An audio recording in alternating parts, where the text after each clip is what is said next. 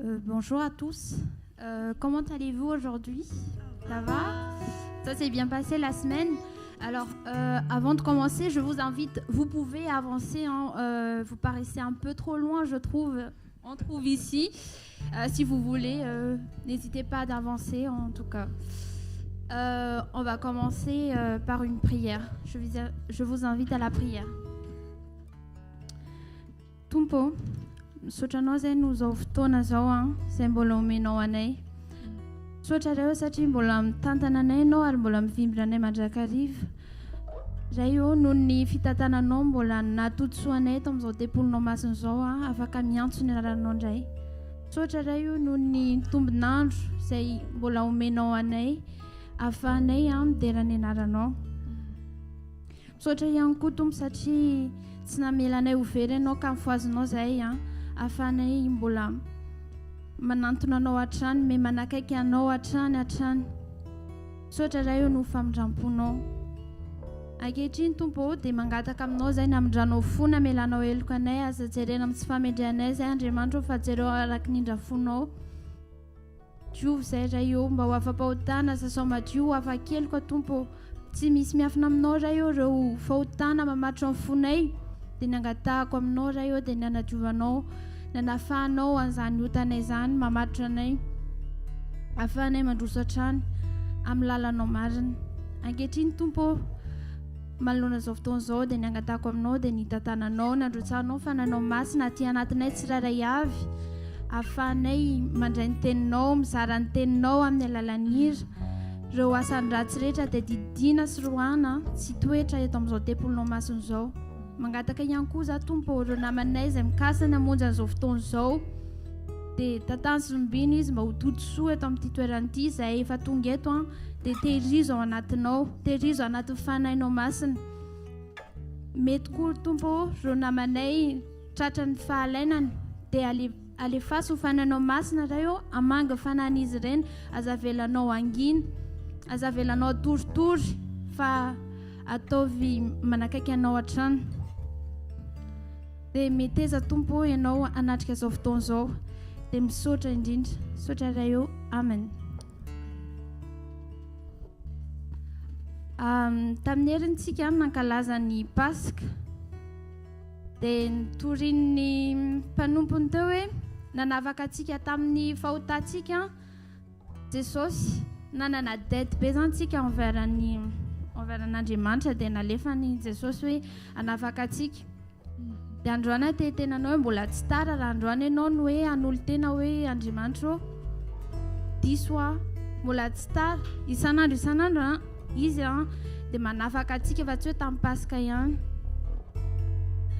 Dia ahoana ozy izy ny ten'Andriamanitra hoe tsy avy antsomarina ozy izy fa mpanota mba hibebaka, ary misy ray mibebaka dia miara-mirany any an-danitra any ary faly Andriamanitra.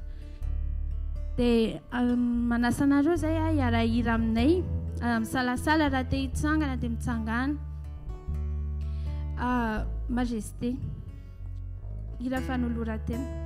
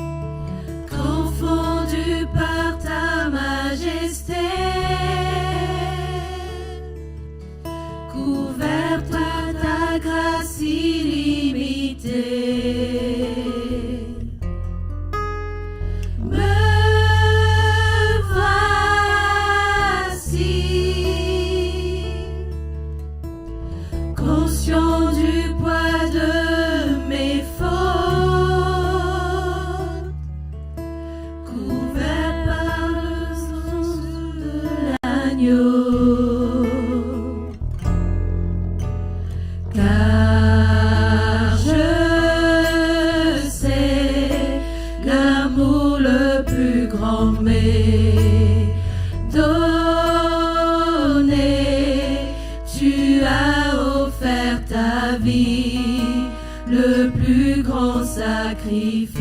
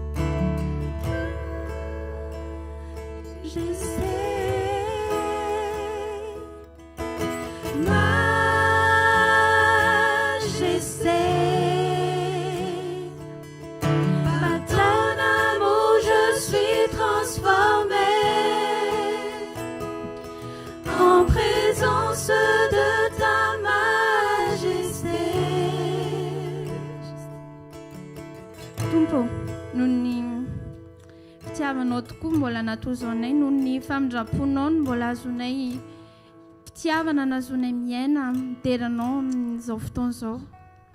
Misaotra iray noho izany fitiavanao izany, misaotra noho ny zanak'ondry izay natolotrao hanafaka ny fahotanay, hanaisotra ny hotanay rehetra. Misaotra satria tsy voavalinay izany, fitiavana tena ngeza be nataonao. Alléluia.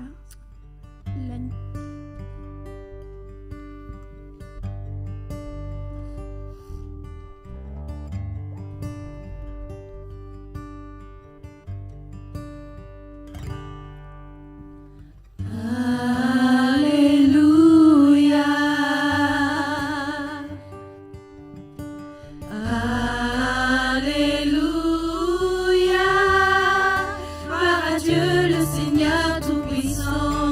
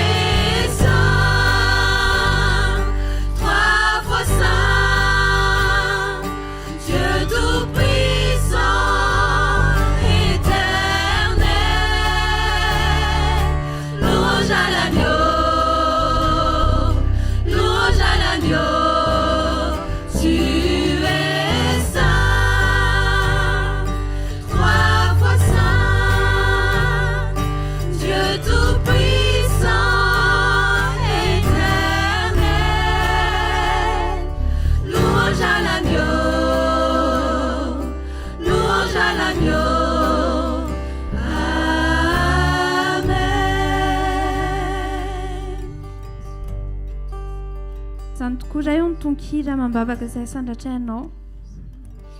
Ianao tokoa Andriamanitra no ankalazanay mandrakizay. Pahasoavana izay azonay dia anao rery ihany. Ny gloire rehetra dia anao rery ihany Andriamanitra. Ny anaranao rery ihany anie no ankalazanay mandrakizay. Tompo. Béni soit ton nom.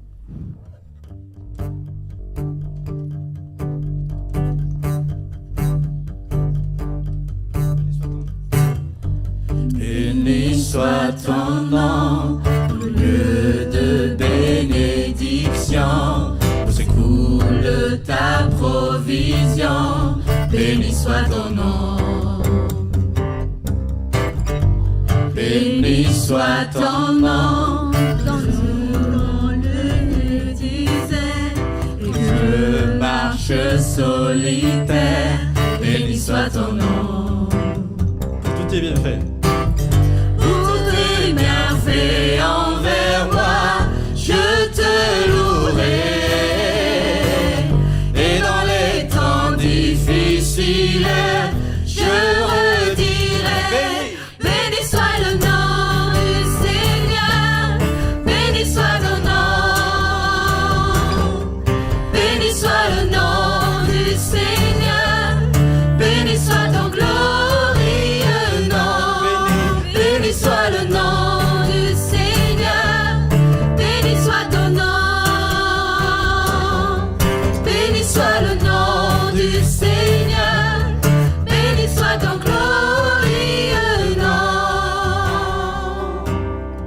Béni soit ton nom. Béni soit ton nom. Quand sur moi brille le soleil, que le monde tourne à merveille. Béni soit ton nom. Béni soit ton nom. Quand l'épreuve vient me former, que je dois tout sacrifier.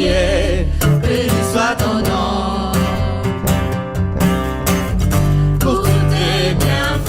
Envers moi, je te louerai.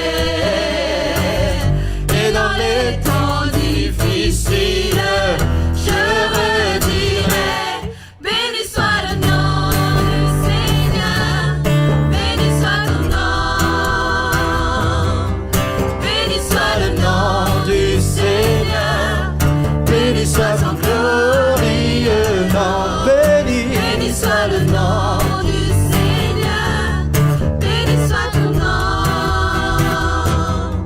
Béni soit le nom du Seigneur, béni soit son glorieux nom. Seigneur, tu as donné. Seigneur, tu as donné. Seigneur, tu as repris. Malgré tout, je dirai que ton nom soit béni. Seigneur, Seigneur, tu as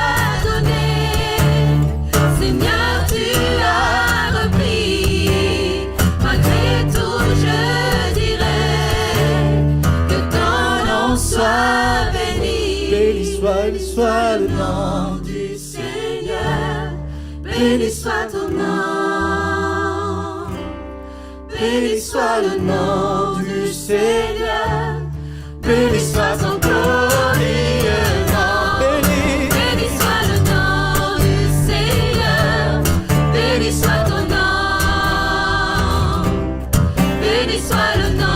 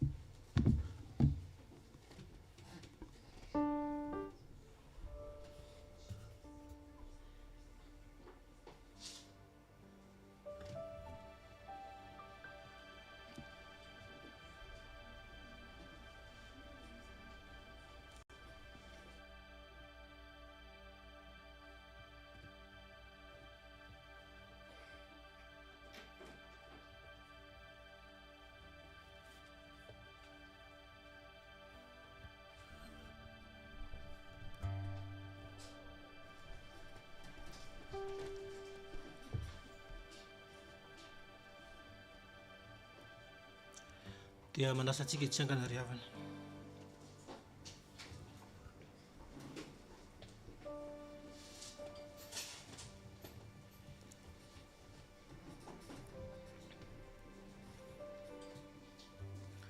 Manasantsika rehetra koa ny ankizy rehetra mba samy hametaka ny kasika.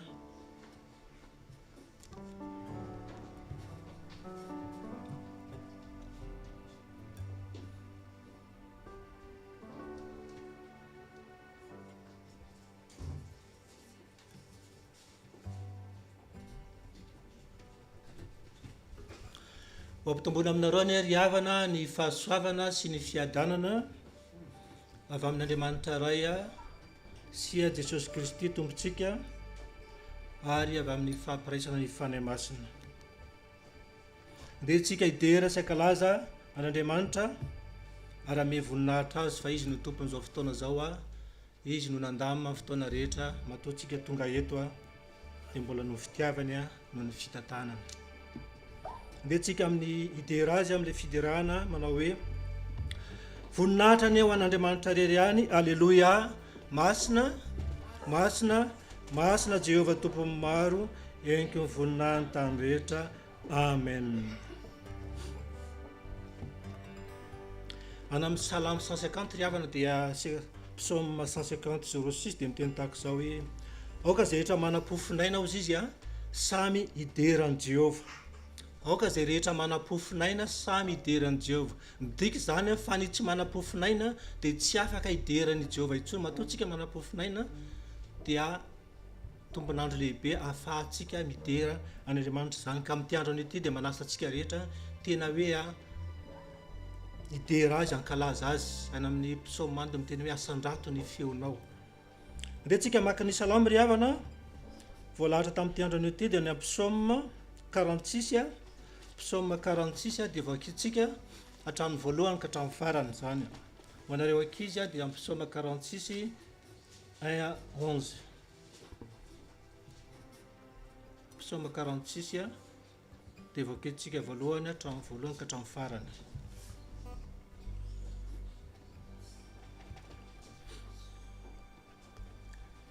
Rehefa hitantsika zany dia rahantsika mamaky manao hoe Andriamanitra no aro sy hery ho antsika, mpamonjy mora azo indrindra amin'ny fahoriana izy, koa izany no tsy atahorantsika na dia levo na aza ny tany.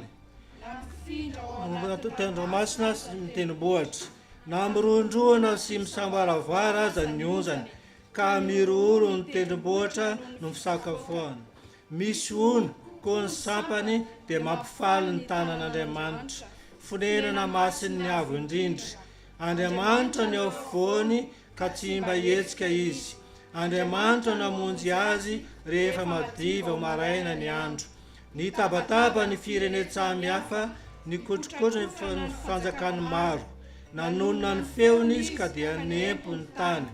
Jehova tompony maro no momba antsika. Andriamanitra Jakova no fiarovana avo ho antsika. Avia jereo ny asan'i Jehova, izay mahatonga faharavana ety an-tany. Mampitsahatra ny ady amin'ny faharan'ny tany izy, manapaka ny tsipika ny manoto ny lefona izy. Ary mandoro ny sarety amin'ny afo. Mitsahara ka aoko fantatrareo fa izao no Andriamanitra. Atsandratra amin'ny firenetsamy hafa, isandratra amin'ny tany.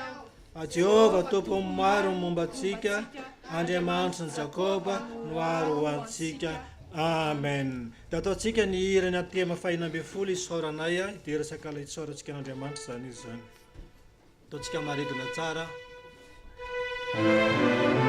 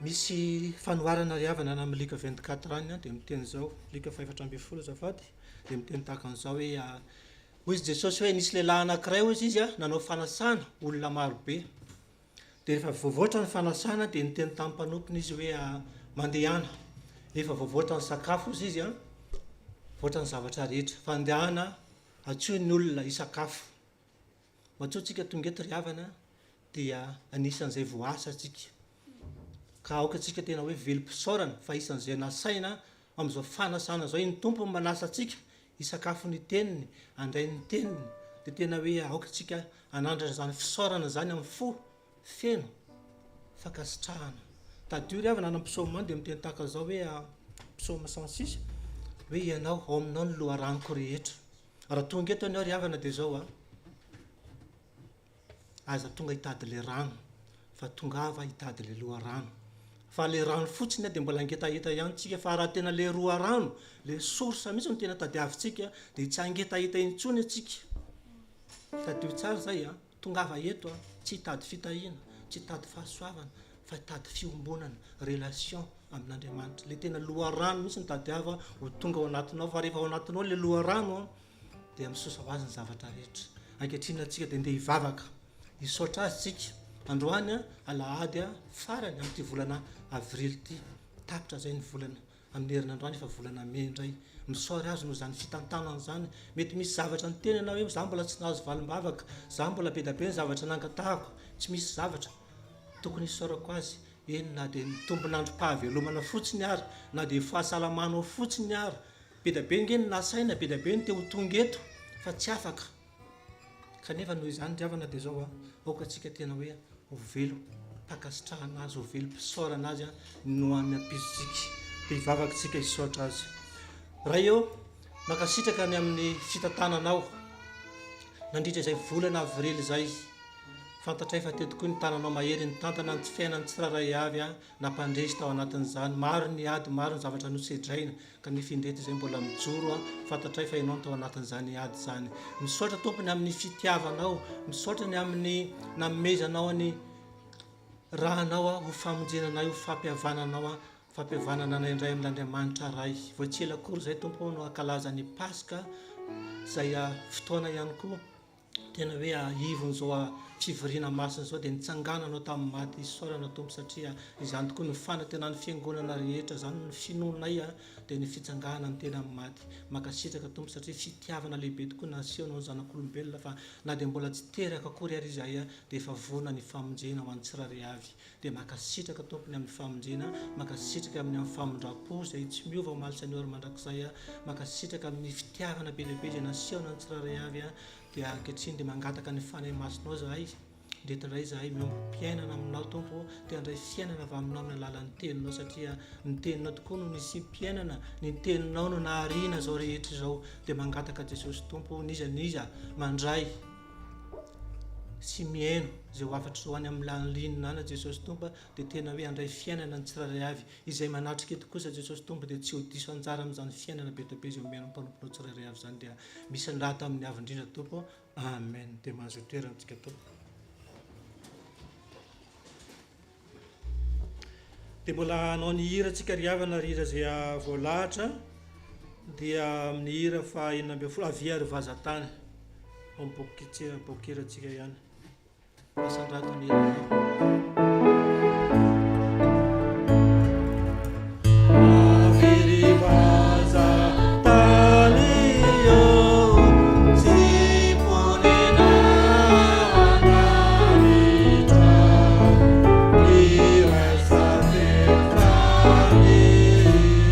Yeah.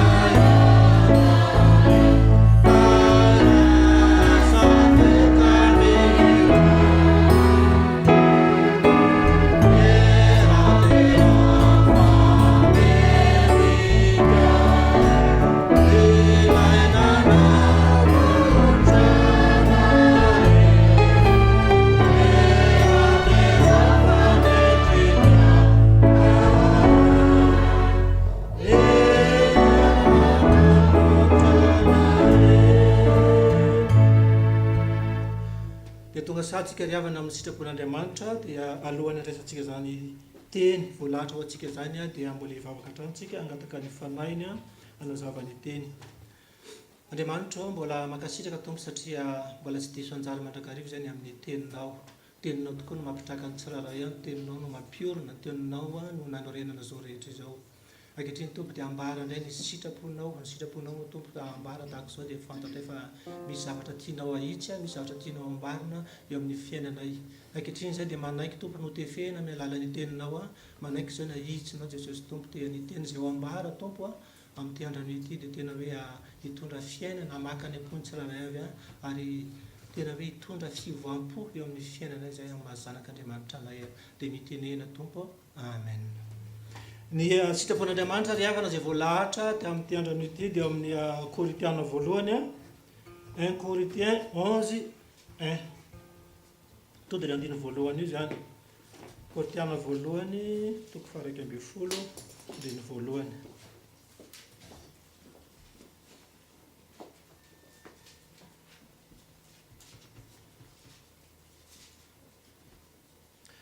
Corinthiens 11:1 raha possible mba hafisiana kely ho anzanatsika. Rehefa hita dia tsika rehetra miara-mamaky manao hoe amin'ny anaran'ny tompo, aoka anahaka ahy ianareo dia tahaka ny anahafako any Kristy. Amen. I Paoly no miteny eto aoka anahaka ahy ianareo dia tahaka ny anahafako any Kristy. Ny atao hoe manahaka zany diavana dia tahaka ny hoe makatahaka. Any Madagasikara misy fandarana zay hoe copier-coller dia miazakazaka daholo ny tanora rehetra miezaka tena hoe mikopia ny fomba fiteny, ny fomba fihetsika ny artiste reny. Fa itsika koa mahazanak'Andriamanitra atsika dia tokony anahaka ny Kristy tsika. Raha ijerevana mokany Paoly moa no miteny dia hoe mba farafaratsino izy izy mba anahaka ahy nareo zany hoe anahaka amin'ny Paoly. Ka rehefa manahaka amin'ny Paoly tsika dia mitovy manahaka ny Kristy ihany. Zany hoe jerevantsika mitoetra amin'ny Paoly i Paoly dia fantatsika fa anisany namono ny kristianina, zany hoe anisany tena hoe mpamono olona. Kanefa rehefa nivanginy tompo izy rehefa niova fo dia zao lasa nanahaka an' Jesosy Kristy, zany hoe nahaka ny toetran' Jesosy Kristy. Zany hoe ilay mpamono olo iny dia lasa nanana toetran' Kristy. Inona daholo moa zany toetran' Kristy zany diavana dia zao ny toetran' Kristy dia manetry tena. Matoa izy tonga tetỳ tany mampanjaka mpanjaka azy tompony tompo azy dia nanetry tena izy. Ary ny ten'Andriamanitra dia miteny hoe Andriamanitra ozy izy dia anao moa ilay fitenitsika eny ten'Andriamanitra izitsika tsy anjery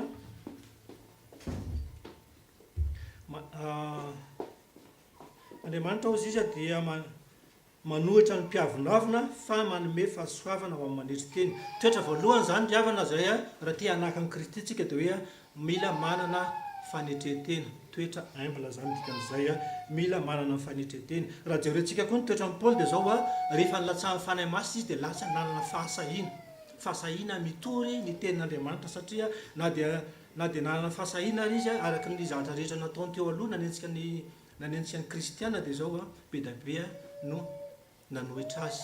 Kanefa nijoro mandrakarivo zany hoe teo amin'izay fijoroany zay voafidin'Andriamanitra zay dia nijoro izy. Zay zany hoe manaraka ny Kristy. Ny toetran'Andriamanitra manaraka ihany koa riavana dia hoe tsy mihebohebo. Fantatsika tsara fa ny zanak'Andriamanitra dia ahoana? Andriamanitra. Ny zanaka alika dia ahoana? Alika. Ny zanaka kisoa dia ahoana? Kisoa. Fa zanakitsika Andriamanitra fa tsy possible mihitsy hoe tsika ny identitétsika zanak'Andriamanitra dia manana toetra na devoly. Tsy compatible mihitsy zany zay hoe ianao ny identité anao zanak'Andriamanitra dia nefa ny toetra asehonao ty ivelany toetra na devoly. Atsika tsara zany hoe tsika zany dia tokony aneo eo amin'ny fiarahamonina matoetra mahazanak'Andriamanitra zany hoe manahaka an'i Kristy. Raha tena sitrapony devoly io riavana dia zao tsika nijanonjanona tany an-trano raha zanao janona an-trano fa reraka. Raha tena sitrapony devoly zay kanefa ilay fanamasiny asa ato anatintsika dia zao hoe anahaka an'i Kristy. Ny Kristy ny zanak'Andriamanitra dia tsy matoritory zany.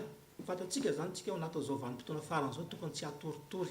Fa raha tena zarany dia vola ary tsika dia mijana any an-trano. Misy maka sasa kristiana sasa voareratreraka kely dia mijana any an-trano. Vao tsy manana akanjo amin'ny andro fety anaovana fety dia mijana any an-trano. Vao tsy manana rakitra dia mijana any an-trano. Zarany dia vola ary ianao mijana any an-trano fa tsy miombona eto. Zay zany tiako tenena hoe zay hoe manahaka ny Kristy. Manahaka ny Kristy zany zay hoe manana toetra sa mijoro amin'ny finoana. Ny toetran'ny Kristy manaraka ihany koa dia zao hoe sakaizan'ny mpanota. Tsy tia ota fa sakaizan'ny mpanota. Zany hoe itsika rehetra zao zany dia zao hoe tsy mety mihitsy raha hoe misy namantsika any ka hitantsika fa tena hoe manota be dia tsy miaraka amin'ireny fa reny ary ny tokony mahatonona mba azahoanao mitarika azy ho aty an-tranon'ny fiangonana. Fa tsy mety mihitsy tsika hoe miatakataka satria reny mpijangajanga, reny mpisotro toaka. Fa Jesosy Kristy dia tena hoe sakaizan'ny mpanota. Ianao tsy manao izay ota ho ataony fa ianao atao misarika azy mba ho aty am-piangonana. Dia ny toetra ny Paoly ihany koa ry havana dia zao raha tia hanahaka an'i Kristy tsika dia hoe manana fo ontsa, fo mangoraka, fo mankahala ny ratsy.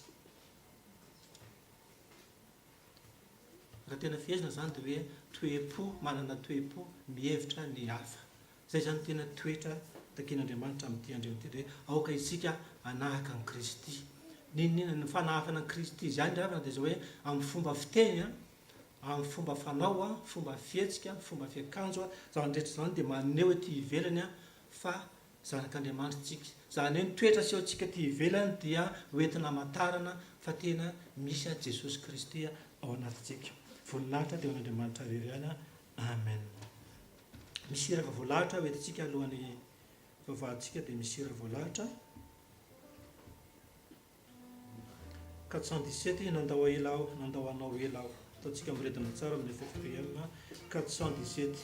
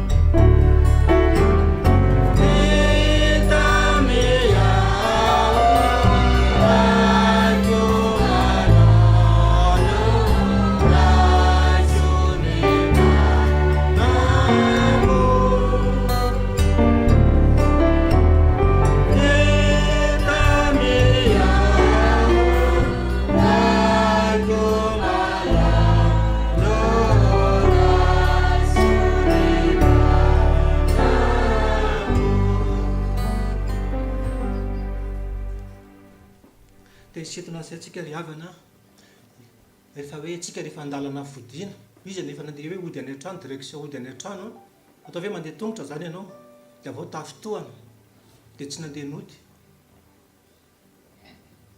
Ny tena lozika dia mandeha mody foana tsika natafitohana ara mienjea dia izay le izy tsika dia tsisy marina dia iray ary tsika dia mpanota daholo tsika rehetra misy fotoana tsika latsaka fa ny tena zava-dehibe dia zao a fiverenana any amin'ny tompo atsika tsara zany tsy mijanona amin'ino hoe lavy dia mipetraka eo fa mitsangana dia mandeha tahaka ilay zanaka dala fa namidy ny daoly mifanana indray aman-dreniny a dia zao natsiaro tena izy fa tena diso dia zao andeha ohatra any amin'ny dada ozy izy anio ry havana dia zao Andriamanitra io a tsy mandatsa dia reo tsara misy ny tantara vao tamin'ny herinandro tsika nankalaza ny Pasika dia zao hoe Petera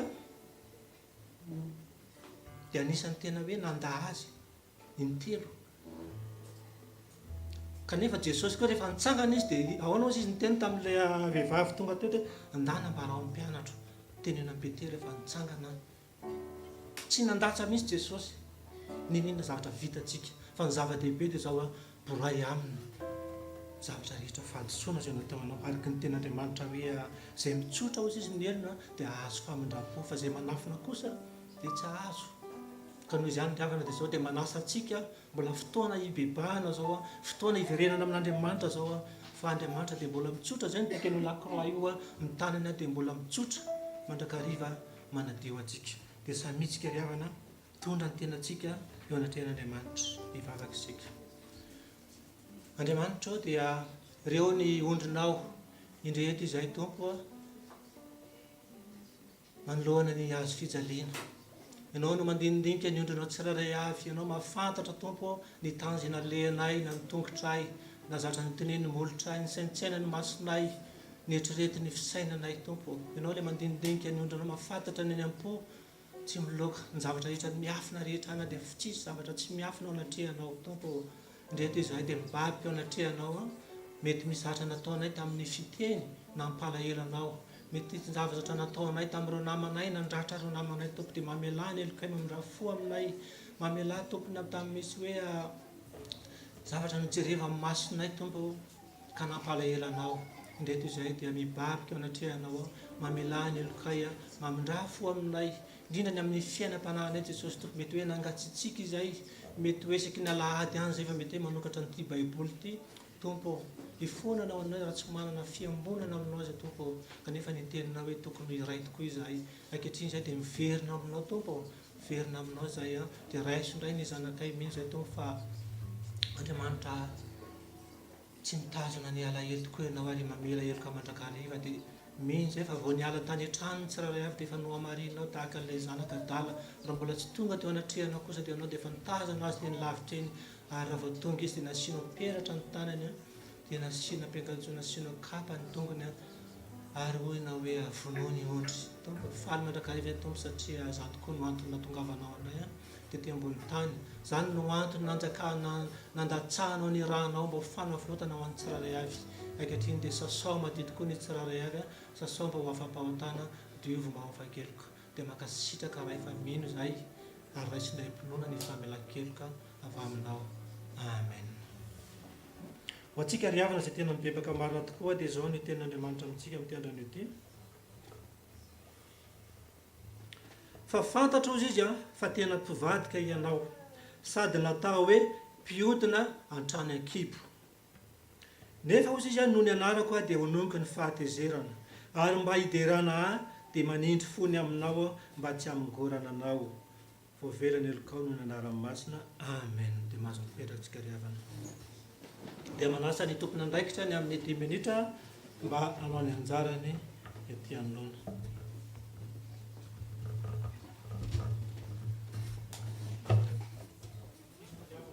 dia miaraka amin'ny fitaovana zay tsy ho adiny atsika fa gravy anatin'ny mémoire tsirairay avy zany.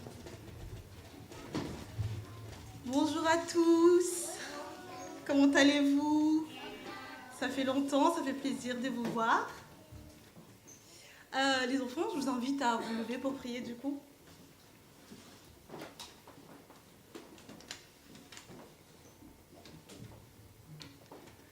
Prions. Oui, Seigneur Dieu, comment ne pas être reconnaissant devant toi, Seigneur, rien que pour cette nouvelle journée que tu nous donnes. Nous voulons bénir ton nom, Seigneur. Nous voulons te remercier. Merci pour qui tu es. Merci, Seigneur, pour ta bonté dans nos vies.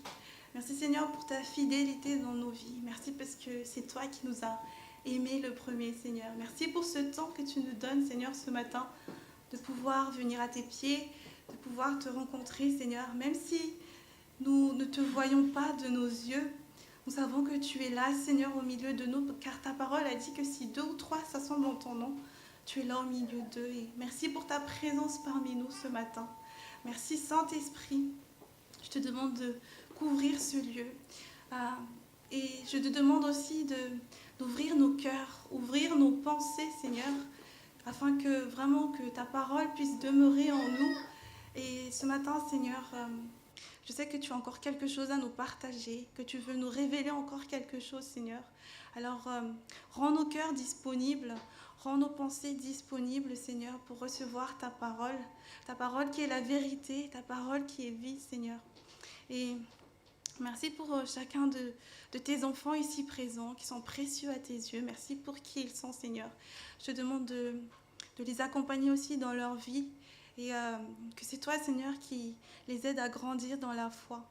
Et je remets ce temps entre tes mains, je remets ce culte entre tes mains, vraiment, Seigneur, que c'est toi qui prennes le contrôle, que c'est toi qui prennes toute la place, Seigneur. Et Saint-Esprit, je te demande juste de devancer mes pas, et que toute la gloire, Seigneur, te revienne à toi seul. En ton nom, Jésus, que nous avons prié tous ensemble et que nous avons uni nos cœurs, nos prières.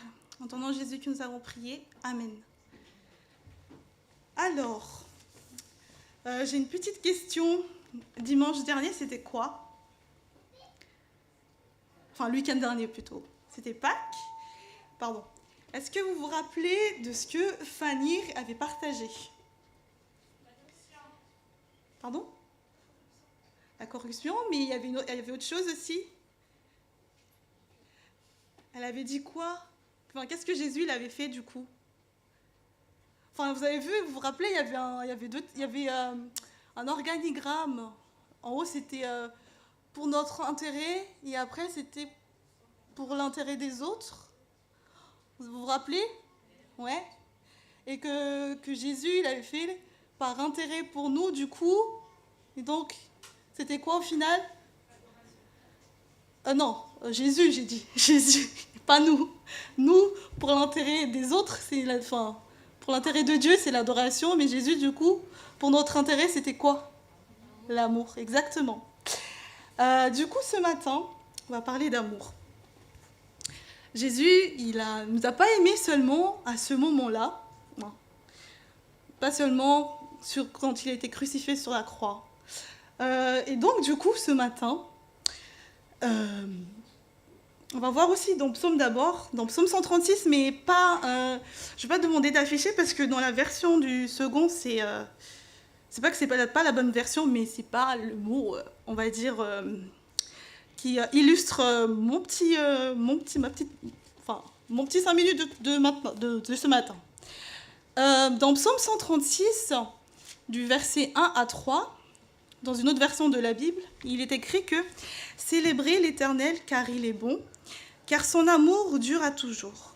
Oui, célébrez le Dieu des dieux, car son amour dure à toujours. Célébrez tous le Seigneur des seigneurs, car son amour dure à toujours. » Qu'est-ce qui est du coup répété plusieurs fois là? Exactement. Dans ce chapitre 136 des psaumes, en fait, il y a 26 versets. Et dans chacun de ces 26 versets, le psalmiste, du coup, il répète la même chose à chaque fois que son amour durera toujours, son amour durera toujours. Répétez avec moi. Son amour durera toujours. Et ça veut dire que nous pouvons compter sur l'amour de Dieu parce que son amour, du coup... Ok, c'est bien que vous suivez bien. Donc, il y a un petit par contre. Par contre, nous, notre amour à nous, pas tellement. Et je pense qu'on a tous vu, on a tous vécu, il y a des relations qui commencent super bien, on s'entend super bien, et puis à la fin, l'amitié, elle se termine. Ou des fois, la relation, elle commence super bien, on a les papillons dans le ventre, on a les étoiles qui brillent, et puis qu'est-ce qui se passe? C'est la fin du mariage. Ou bien encore, la relation commence super bien, et puis malheureusement, l'enfant abandonne ses parents ou l'inverse, les parents abandonnent leurs enfants. Et donc, où est-ce que je veux en venir par là? C'est que notre amour est très différent de l'amour de Dieu. Est-ce que vous êtes d'accord ou pas? Si vous n'êtes pas d'accord, vous pouvez le dire aussi. Hein. Et j'aimerais ce matin, du coup, vous illustrer ça ce matin, mais j'aurais besoin de 2 volontaires. Les enfants, ceux qui ne voient pas trop, vous pouvez venir devant aussi pour voir un peu, mais j'ai besoin de 2 volontaires.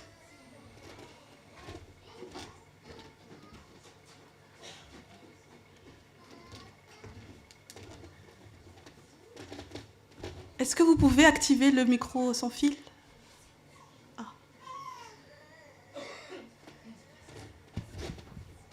J'ai dit j'ai besoin de 2 volontaires, j'ai pas dit une seule, il n'y a que Kalia.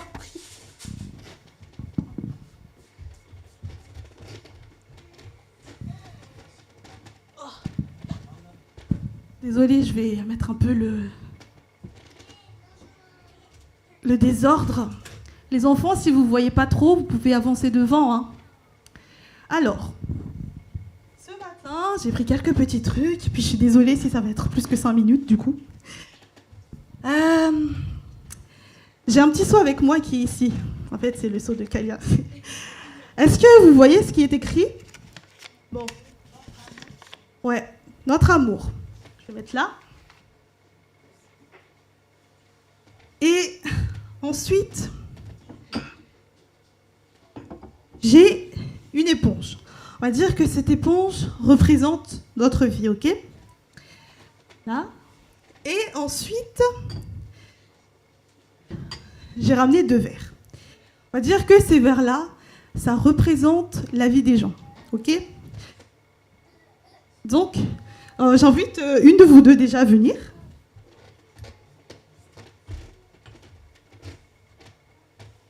Ok, Kalia. Donc, on va dire que ça, c'est ta vie, ok? Et ça, c'est ton amour, ok? Ça, du coup, ça va être la vie, je sais pas, ça peut être de maman, vie de papa, vie d'Iliana, ok? Donc, ce que je vais te demander de faire, c'est que tu vas tremper l'éponge là, tu vas mettre dans le petit seau, et je veux que tu absorbes le plus d'amour, ok, dans ta vie, pour le mettre dans la vie des autres. Ok? T'inquiète pas, hein, l'éponge, il est tout neuf. Vas-y. Tu peux le faire en plusieurs fois. Hein. Bien absorbé. T'inquiète pas, j'ai mis une petite serviette aussi, donc...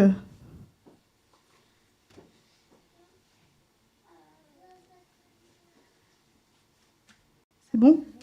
Et tu l'essores pour mettre dans le verre. Vas-y. Essore tout ce que tu peux essorer. Voilà. Voilà. Plus fort, plus fort. Tu peux encore... Ouais.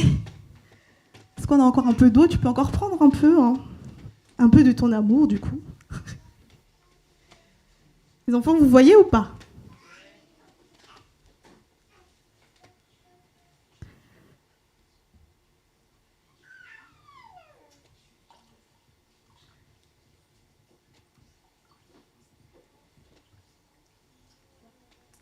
Ok.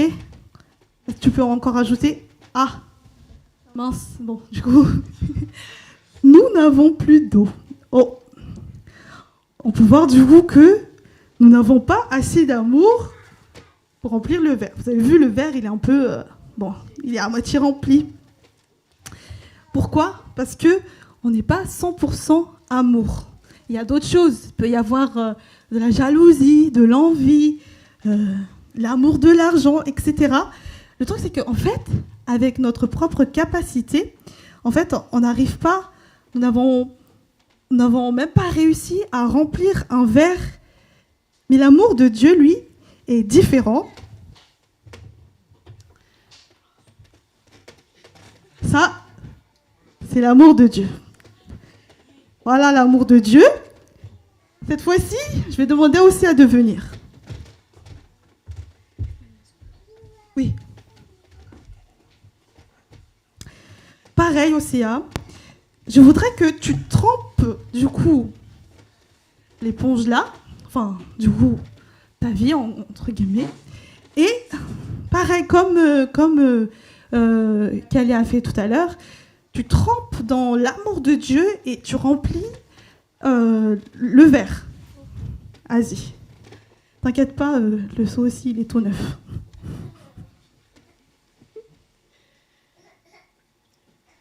Tu peux le faire en plusieurs fois.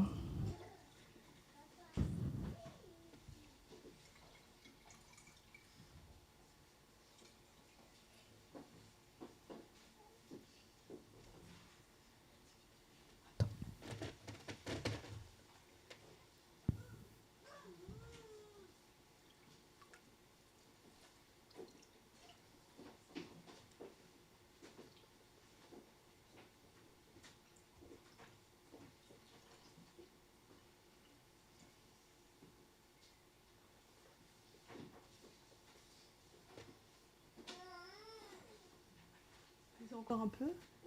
Oh.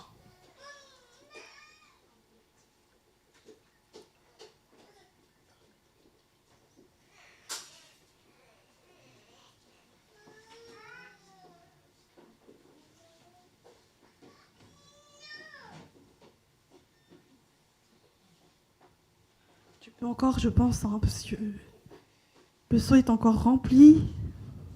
Tu peux remplir.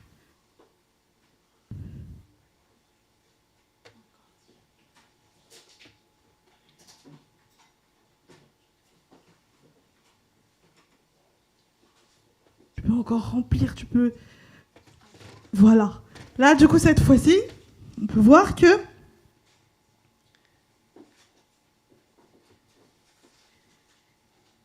ça pourrait même déborder. On va pas continuer parce que sinon, on va mouiller partout. Mais voilà la différence. Là, avec l'amour de Dieu, il y a tellement d'amour, en fait, qu'on pourrait même remplir l'autre verre. Vous êtes d'accord ou pas? Et la différence, c'est que notre petit seau d'amour, il est limité. Alors que l'amour de Dieu, il est illimité. Bon, j'ai mis dans le seau là, mais son amour est immense. Son amour est illimité. Et qu'est-ce qui est écrit dans la Bible? La Bible, pardon. Dieu, il est amour. Il n'est pas écrit que nous, que Océa, que moi, que nous en tant qu'êtres humains, on est amour, mais il est écrit que Dieu est amour. Et ça, c'est la différence. Tu peux t'asseoir, Océa. En fait, quand on essaye d'aimer quelqu'un par nous-mêmes, sans connaître l'amour de Dieu dans notre vie, ou sans même expérimenter son amour, eh ben, notre amour ne serait pas assez fort. Ce sera un petit amour, enfin, un amour faible pour les autres. Mais quand nous sommes capables de puiser dans l'amour de Dieu et de savoir combien il nous aime, combien il nous a aimés, que carrément, il a envoyé son Fils Jésus-Christ mourir sur la croix pour nous, et qu'il était prêt à pardonner, qu'il nous a pardonné encore et encore nos péchés, cela nous donne la capacité d'aimer tout le monde. Et on va voir dans 1 Jean, je peux demander à Cassie, du coup, si Cassie elle est derrière l'écran, ouais.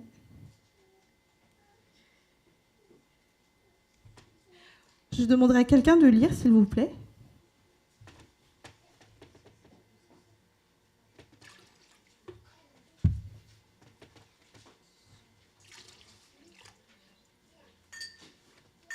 Je vois qu'on ne va pas à l'école, on ne sait pas lire.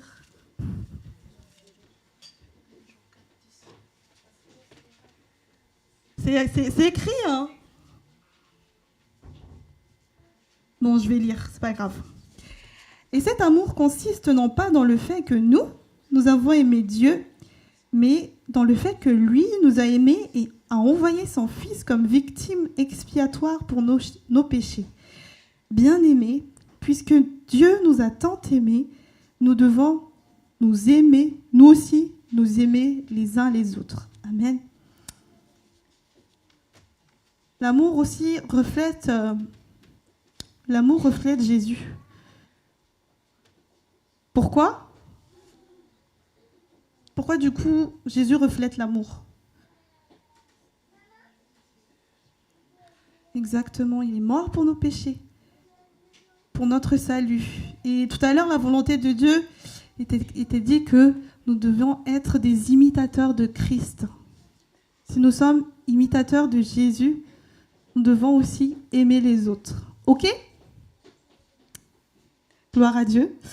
Je demanderai à Randy, ça fait plaisir de te voir, Randy, de prier, s'il te plaît.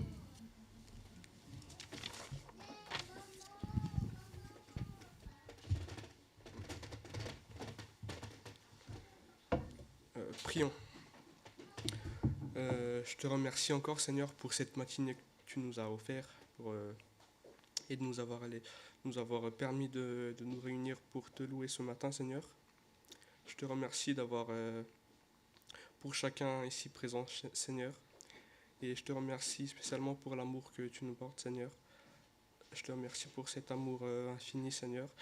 Mais malgré cet amour, nous avons encore tendance à s'éloigner de toi et à pécher, Seigneur. Donc je te demande pardon. Pardonne nos péchés, Seigneur, et purifie nos cœurs. Purifie le cœur de chacun présent ici. Et je remets la suite de ce culte entre tes mains, et c'est en entendant que je fais cette prière. Amen. Amen.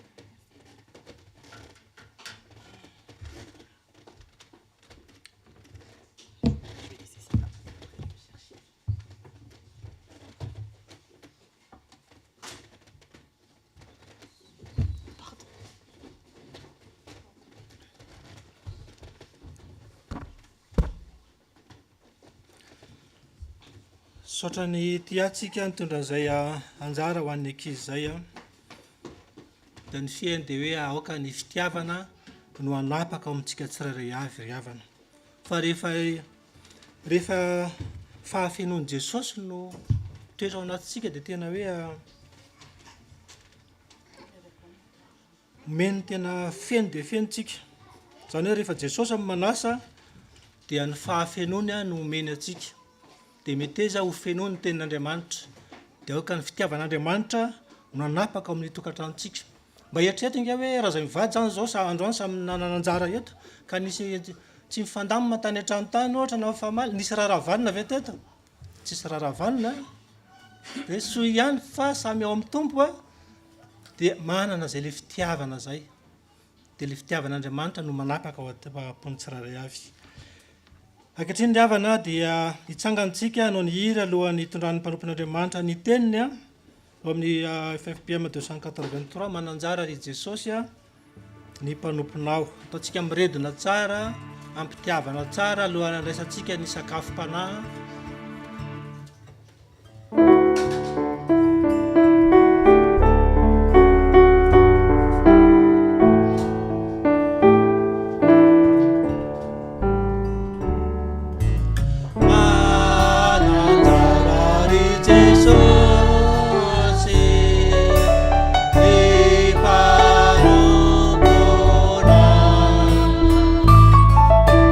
Sana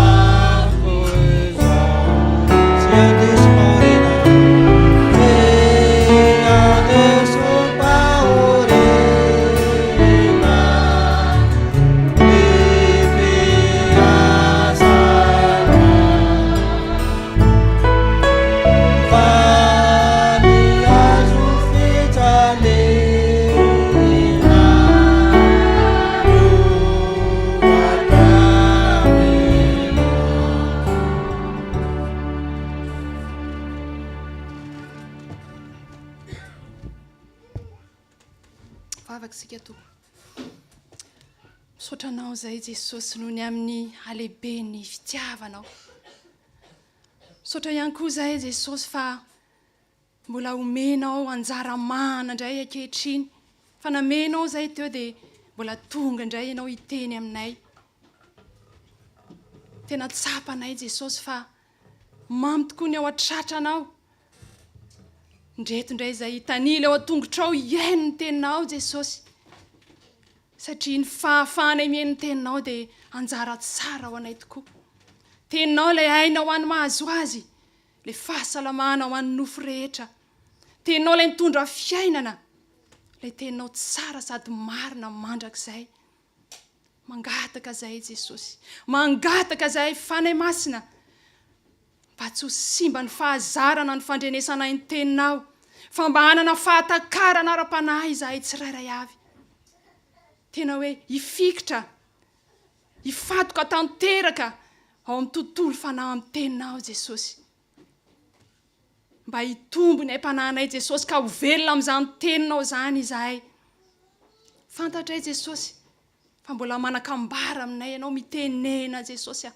Fa sokafanay ny fohamam-panahinay. Halalaka tsara iasan'ny teninao aty anatinay ka hidiram-piainana izahay. Misa mahery ary ianao fanay masina. Mikasiny fonay tsirairay avy. Oka ny teninao Jesosy ho tonga teny tafatoetra. Oka ny teninao tena hoe hiasa aty anatinay.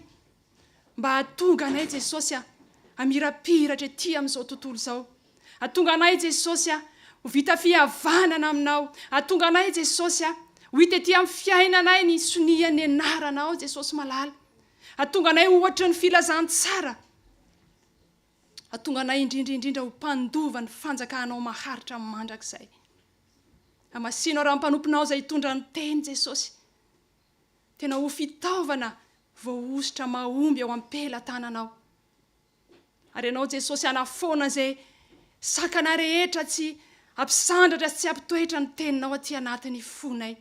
Amin'ny anaranao Jesosy Kristy tompony teny no hanambarana izany teninao izany. Misaotra Jesosy. Amen. Amen. Petraka sika tompo. Dia faly miarahaba antsika zanak'Andriamanitra rehetra indray fitasoan'ny Paska. Antsika rehetra izay manatrika eto ary antsika rehetra ihany koa izay manaraka any amin'ny tambazotra tserasera rehetrarehetrany dia ny fahasoavan'ny tompo sy ny fitiavan'Andriamanitra ho amintsika tsirairay avy. Lahady voalohany aorianan'ny Paska tsika androany ry havana dia mbola mifandraika indrindra amin'izany ny teny voalahatra ho zaraina amintsika androany dia izay hita amin'ny Jaona toko faharoapolo ny andininy fahasivy ambin'ny folo hatramin'ny faharaiky amby telopolo. Jean 20, 19, 31.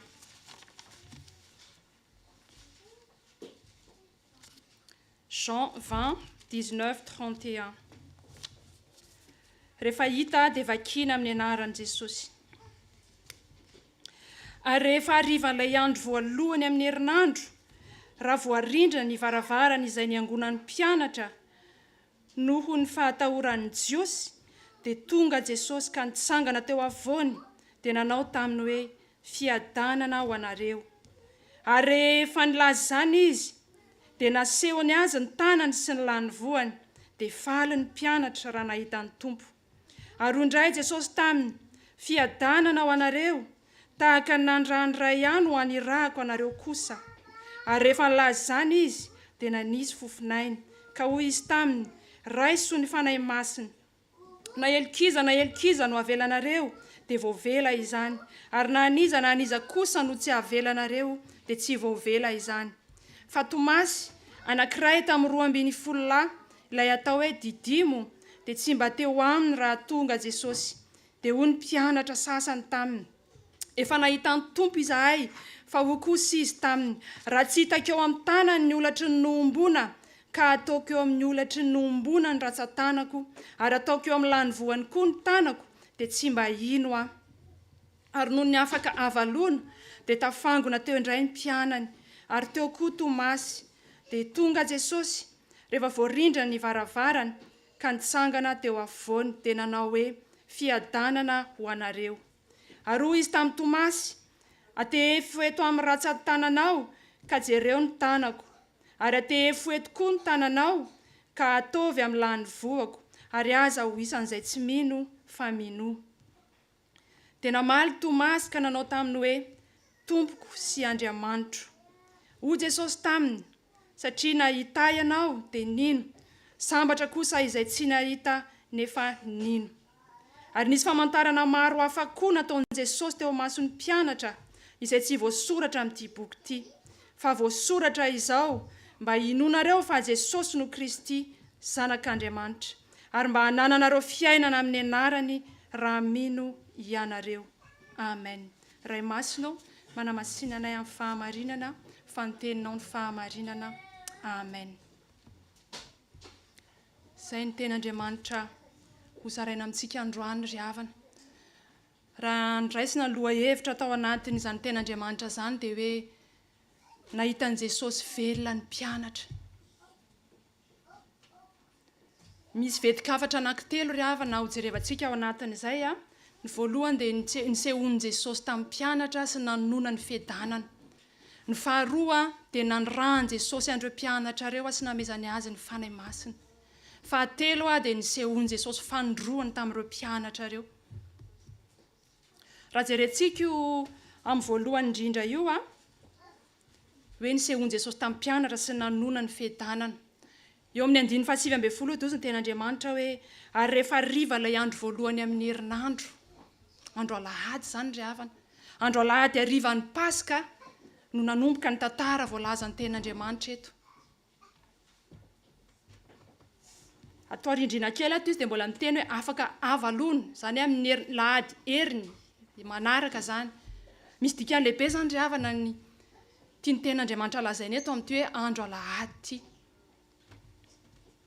Voalaza eto koa fa ny fotoam-pivavahana, nisy fotoam-pivavahana teo. Io izany ny fotoam-pivavahana voalohany ny raha mpianatra tamin'i Jesosy tao aorian'ny tsanganany tamin'ny maty. Ary Jesosy no nitarika an'izany fotoam-pivavahana izany. Raha misy izany ny ten'Andriamanitra tena hoe manamarika an'izany andro alahady izany, dia ity voalaza eto amin'ny Jaonina 2 ity. Izany no tena maneho hoe ny andro alahady dia andro fitsaharana vaovao. Tamin'ny herintsika ry havana, efa voalazan'ny mpanompon'Andriamanitra teo moa ny zara ny mpanompon'Andriamanitra tamin'ny Paka hoe ny déroulement ny tsanganan'i Jesosy tamin'ny maty. Teo izany ny voalaza tamin'ny herin'izay ny hoe ny fitantaran'ny Maria ny zavatra hitany teny amin'ny fasana, ny tena ny anjely taminy hoe nitsangana tamin'ny maty Jesosy Kristy. Androantsika eto dia mahita eto amin'ny ten'Andriamanitra eto. Fa tsy very tao anatin'ireo mpianatra Jesosy ireo ny fampianarana nomeny Jesosy anazy taloha. Na teo raha ny fatahorana ny Jiosy izay nahatonga azy ireo nihidy tao amin'ny efitrano mirindrina, dia tena hoe nitazominy foana ny fampianarana nomeny Jesosy azy, mbola nanana sainany izany izy hoe andeha hiangona hihidy. Matetika tsika olombelona rehefa misy ny olana tena manao moa fitentsika izay hoe miparitaka. Mpianatra mbola nanana saina hoe miangona. Azo lazaina ho maty finoana ny mpianatra teto ry havana. Maty finoana ny mpianatra satria nisehony na olombelona azy, mbola nisy tahotra tao anatiny, nisy tahotra, nisy fiororona tao anatiny nahitany zava-nisy nahafatesan'i Jesosy dia niororo izy. Izany hoe tena nandalo fotoan-tsarotra ny mpianatra teto. Teto dia teo daholo ny mpianatra 12 fa tsy Tomasy irery ihany tsy teo. Ary rehefa nitsangana Jesosy dia tonga koa Jesosy nanangana azy ireo. Ary tamin'izay indrindra no tonga nitsangana voalazan'ny ten'Andriamanitra hoe nitsangana teo afovoan'ny efitrano mirindrina teo afovoan'ny mpianatra Jesosy. Dia nanao ilay fomba fiarabana amin'ny Jiosy, manao hoe fiadanana ho anareo. Fiadanana ho anareo ry havana izay mifamatotra tanteraka amin'ny tenan'i Jesosy Kristy izay nitsangana tamin'ny maty. Fiadanana ho anareo izay midika fiainana lavitry ny fahafatesana. Fiadanana ho anareo izay midika fahavelomana mandrakizay. Tena nilain'ireto mpianatra ireto io fiadanana ny tenen'i Jesosy io. Satria tena fiarabana mifono fankahirezana feno. Tsika moa rehefa le miaraba dia fiadanana shalom tena feno fankahirezana feno. Voalaza teo fa feno tahotra ny jiosy ny mpianatra Jesosy. Teo ihany izay tahotra zay. Fa teo ihany koa ny tahotra sy ny enatra. Satria namelan Jesosy rery tao anatin'ny sarotra izy ireo. Teo ihany koa ny alahelo na nahafatesan Jesosy izay mpampianatra azy ireo.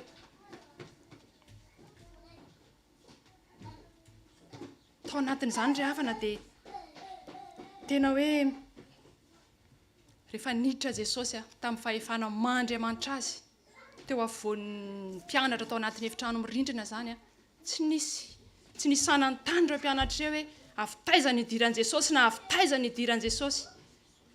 Fa ny importante amin'izy ireo dia ilay fiadanana ny tononin Jesosy. Ilay fiadanana vokatry ny fanatrehan'Andriamanitra. Fanatrehan'Andriamanitra io ry havana dia tena hoe rehefa misokatra ny fotsika manoloana ny herin'Andriamanitra, manatrika an'Andriamanitra. Na inona fahasarotana eo amin'ny fiainantsika, na inona épreuve lalovantsika, dia mitoetra amin'ny zanak'Andriamanitra amin'ny fiadanany.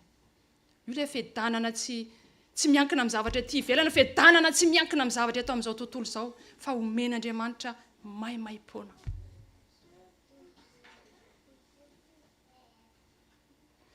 Raha tamin'ny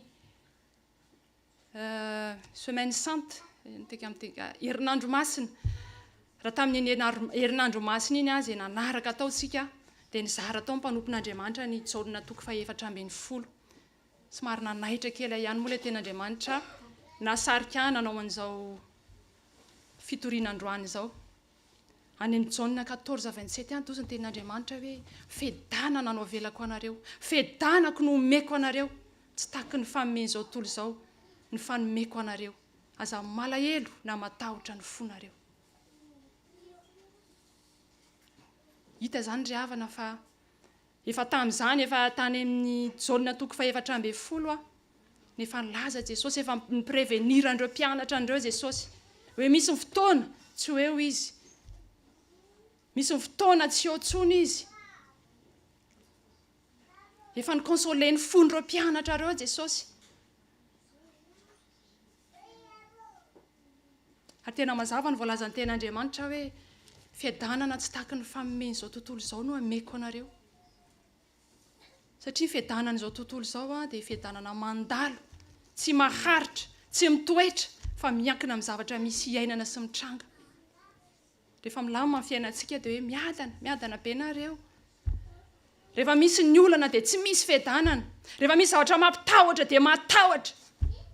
Misy zavatra mampalahelo dia malahelo. Izany ny fiadanana izao tontolo izao. Fa nohatra tanteraka amin'izany ry havana ny fiadanan'Andriamanitra. Ahoana hozy ny Filipianina? Fiadanan'Andriamanitra izay mihoatra noho ny fahalalana rehetra. Dia izany hiaro ny fotsika sy ny hevitritsika ao amin'i Jesosy Kristy. Ary ny tena mahavariana fa io fiadanan'Andriamanitra io ry havana naiza misy ny olona na any amin'ny toerana farak'izay kizo na any amin'ny désert ary, ny olona mihaona amin'Andriamanitra dia afaka mahatsapa an'izany fiadanan'Andriamanitra izany. Mazava ihany koa ny voalazan'ny ten'Andriamanitra fa tsy afaka manana anjara amin'izany fiadanan'Andriamanitra zany ny tsy mpino. Tenen'i Jesosy io hoe aza matahotra, aza malahelo na matahotra ny fonareo. Tsy afaka manana an'izany ny tsy mpino. Fa ny fiadanan'Andriamanitra dia omeny an'izay mino azy.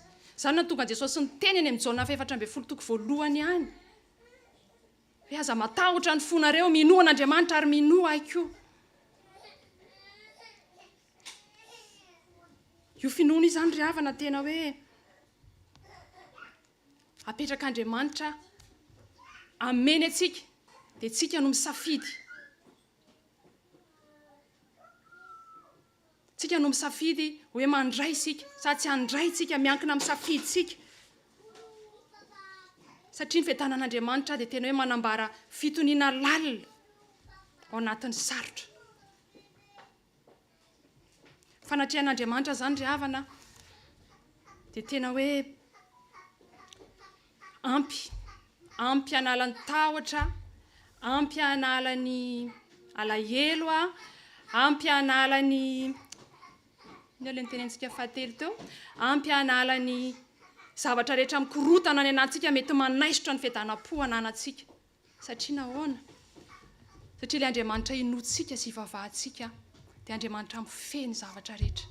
Andriamanitra manana ny fahefana rehetra. Andriamanitra nahary ny zavatra rehetra. Sady izy no miazo anazy ary izy ihany koa no antony.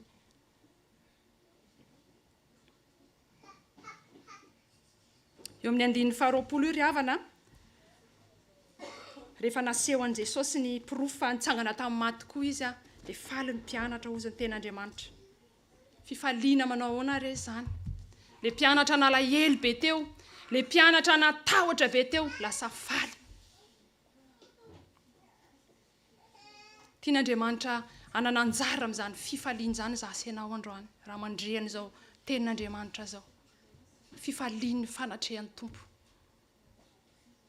Tsy hitantsika maso mivantana ny hoe io Jesosy, fa ny masom-panahintsika kosa afaka mahita azy amin'ny tava tsy misarona, fa eo avoantsika izy. Manamarina zany ny ten'Andriamanitra fa raha misy rona telo mivory amin'ny anaraka hozy Jesosy, eo avoany aho.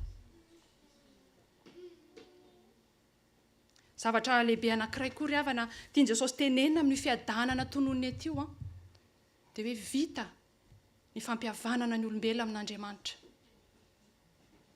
Noho ny amin'ny fiadanana io izy no ny antsonantsika ho tena iray. Vita ho Jesosy.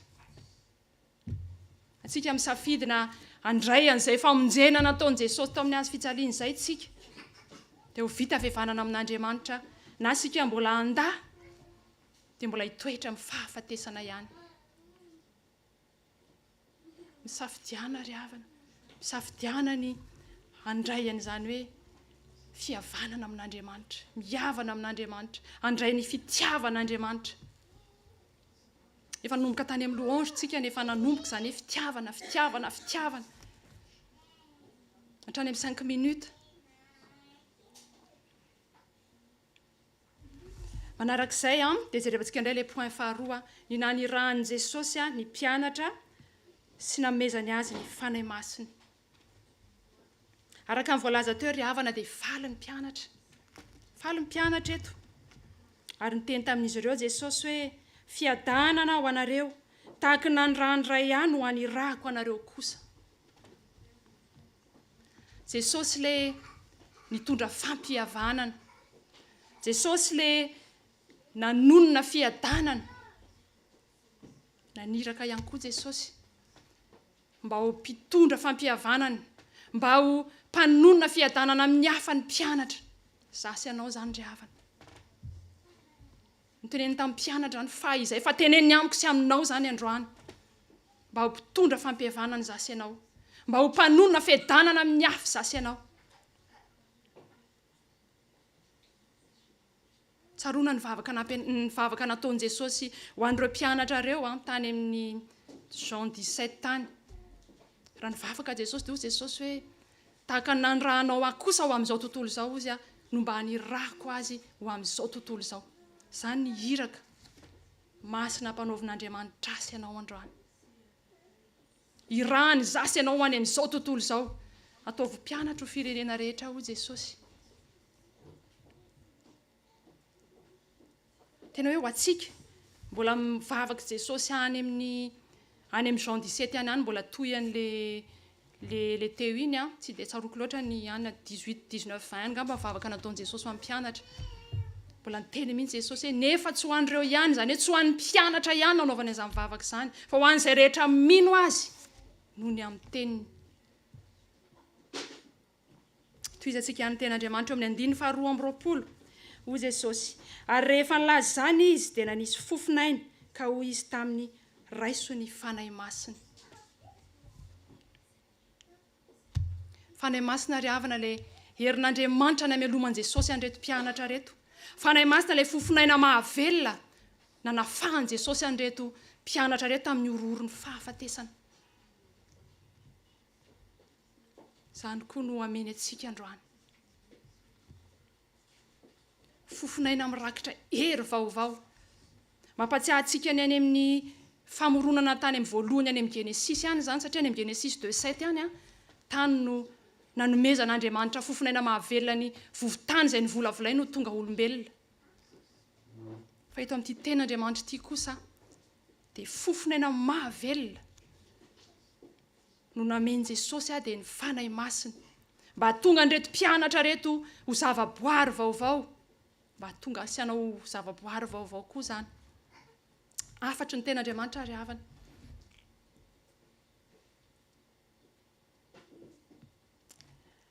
Tonga zao ten'Andriamanitra zao tsy ho an'ny mpianatra rery ihany, fa ho antsika rehetra izay mino azy, mino an' Jesosy Kristy.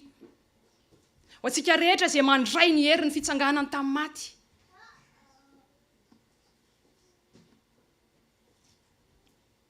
Tsika le lasa zavaboary vaovao. Izany hoe tsika zao mino an' Jesosy zao zao ny tian'Andriamanitra hitraikefany izany hoe famoronam-baovao nataon'i Jesosy izany tamin'ny alalan'ny fofonaina mahavelon'ny fanahy masina. Raha maka ohatra kaiky an'io, raha maka ohatra kely tsika amin'io hoe famoronam-baovao io Andriamanitra ry havana tsy tahaka antsika olombelona rehefa hoe manamboatra zavatra simba. Tsika olombelona rehefa manamboatra zavatra simba dia manamboatra amin'ny alalan'ny bricolage tsika. Bricoler tsika eny dia tapitapenana kely eny, zairizarina kely eny dia vita. Ny an'Andriamanitra ry havana rehefa zavatra simba tena potehany tanteraka mihitsy. Potehany tanteraka mihitsy dia eo izy miainga manao famoronam-baovao averiny tahaka ny nanaovany azy tamin'ny voalohany. Izany mihitsy na tonga ten'Andriamanitra any amin'ny Genèse 3:19 hoe vovoka ianao ary mbola hiverina ho vovoka indray. Entre parenthèse kely raha vao maheno izany teny izany tsika dia ohatrany hoe fahafatesana foana mihodina ao anatintsika tsy ary havana. Izany ten'Andriamanitra izany dia mifono fiainana. Raha mandalo sedry zasy ianao androany, raha mandalo olana zasy ianao androany, na mandalo zavatra farak'izay ratsy zasy ianao androany, mifalia. Fa izany no anaovan'Andriamanitra famoronam-baovao ho asy ianao.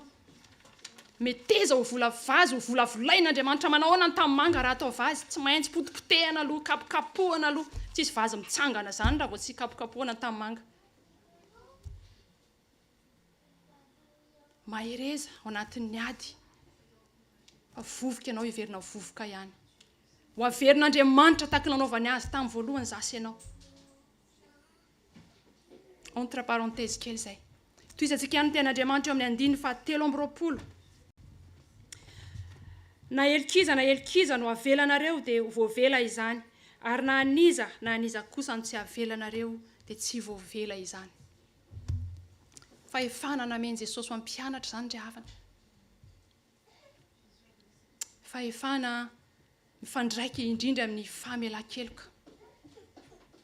Omen'i Jesosy asy ianao koa izany androany. Na elkiza no avelanareo dia ho voavela izany. Na aniza ny tsy avelanareo kosa dia tsy ho voavela izany. Afatry ny ten'Andriamanitra, ampianarin'Andriamanitra zasy ianao ahay amela heloka ny hafa. Satria raha tsy mamela heloka ny hafa zasy ianao dia tsy ho voavela ny an-danitra koa izy. Vao nampianarina mihitsy ika teo hoe ity ny hafa hatrany amin'ny sitrapon'Andriamanitra. Ary izany efa didin'Andriamanitra efa hatrany amin'ny voalohany mihitsy izany hoe tiavana manao tahaka ny tenanao. Ampianarina izany ten'Andriamanitra izany tsika tena hoe tsy tazotazona alahelo amin'ny hafa. Satria manjary mamatotra izany ry havana, mamatotra azy izany.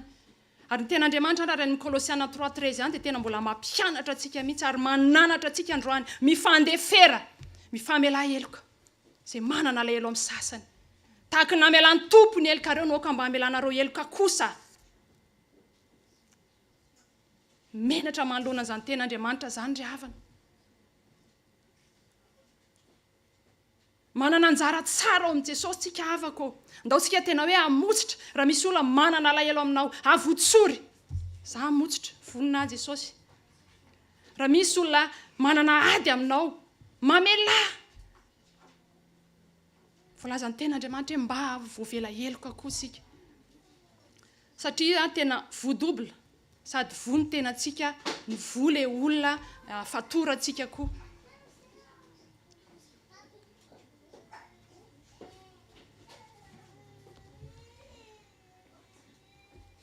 Mazava zany ry havana fa miankina tanteraka amin'ny fanapahan-kevitritsika.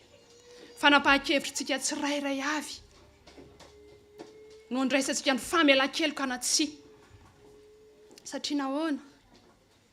Satria raha mandray ny raha mandray an Jesosy sika ho tompo mpamonjy ny fiainantsika, raha mandray an tenin Jesosy ny teneniny tentsika hoe mamela heloka dia mba voavela koa dia voavonjy tsika. Fa raha tsy mandray an'izany tsika fa raha mihevitra hoe mahavonjy tena dia mijanona ho fanamelohana ao antsika ihany helokontsika. Mampitahotra ny ten'Andriamanitra ry havana. Toy izy antsika ny teboka farany ny fisehoan'i Jesosy fanondroany tamin'ny mpianatra. Io amin'ny 420 io Tomasy ry havana dia tsy mba nanatrika ny fotoana lehibe tamin'ny andro voalohany nitsanganan'i Jesosy Kristy tamin'ny maty. Rehefa nitantarainy izy voalaza eto dia sady tsy nino izy no tsy nanaiky. Laza mihitsy moa izy eo amin'ny 520 io hoe raha tsy hitako eo amin'ny tanany ny olatry ny nombona ozy Tomasy ka ataoko eo amin'ny lany voany koa ny tanako dia tsy mba ino Mazava zany fa Tomasy dia tsy mba nino. Tomasy dia tsy mba faly tahaka ny mpianatra 12 satria mbola tsy nandray an'ilay fiadanan'Andriamanitra ny tononin Jesosy. Mbola nitoetra tamin'ny alahelo ny nahafatesan'ny tompo ihany izy. Ary rehefa nitoetra tamin'izany izy dia tena hoe honena ny fon'i Jesosy. Araka ny tenin'ny mpanompon'Andriamanitra teo hoe rehefa mody dia tafotoana dia tsy hody ve? Fa Jesosy tsy mba nametsiny na tsy nino tsy nanaiky ary izy. Tsy manometsiny Jesosy. Fitiavan'Andriamanitra ry havana dia tahaka ny GPS. Ahoana ny GPS rehefa manoro lalana antsika jusqu'aux destinations finales. Na sendra ary ianao tafatsiropaka any amin'ny lalana tsy izy, na sendra ianao mandeha virage tsy izy, na mandeha sortie tsy izy, tsy maintsy misy destination finale ry havako. Tanjon'i Jesosy amin'ny Tomasy dia nahatonga azy ino? Nahatonga azy anaiky, nahatonga azy ho afaka amin'ny alahelo, ho afaka amin'ny tsy finoana. Dia tonga Jesosy afaka havalona ny seho indray tamin'ny mpianatra, azo ambara hoe no Tomasy manokana.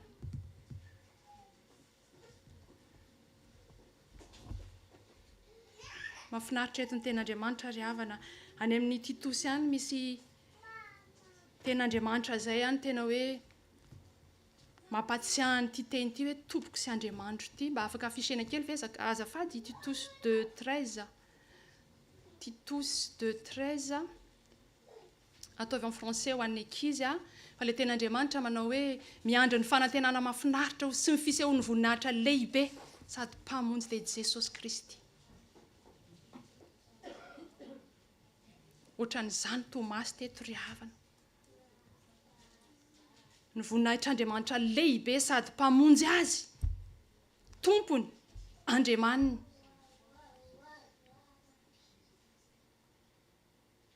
Nanao ny Tomasy rehefa teny Jesosy eto amin'ny 7:20. Atehefo eto amin'ny ratsan-tanako izy atehefo eto amin'ny ratsan-tananao ka jereo ny tanako, ary atehefo eto koa ny tananao ka ataovy amin'ny lany voako, ary aza ho isan'izay tsy mino famino. Nozy ny ten'Andriamanitra ary tena maly Tomasy ka nanao hoe tompoko sy Andriamanitro. Hika fanekem-pinoana lalina zany ry havana. Nanaiky Tomasy fa nitsangana tamin'ny maty tokoa Jesosy. Nanaiky Tomasy fa Jesosy Kristy ny tompony. Nanaiky Tomasy fa Jesosy Kristy no Andriamaniny.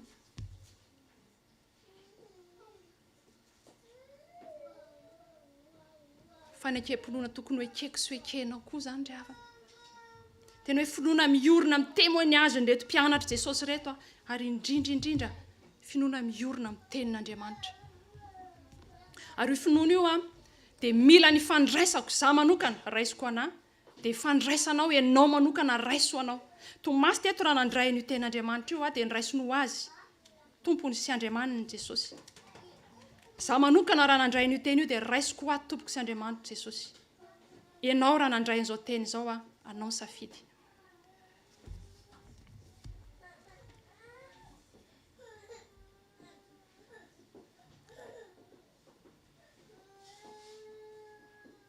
Zany ry havana natonga an'Andriamanitra ny teny eo amin'ny 9:7. Ho Jesosy taminy, satria nahita ianao dia nino, sambatra kosa izay tsy nahita nefa nino. Finoana mahatoky, finoana mino sy manantena ny zavatra tsy hita. Zany no anasan'ny ten'Andriamanitra asy ianao androany. Tena hoe finoana ahitana ny hevitry ny fifandraisana amin'ny Jesosy. Dia Jesosy Kristy le miteny, le manaiky, le miseho amin'izay rehetra mino sy mitady azy.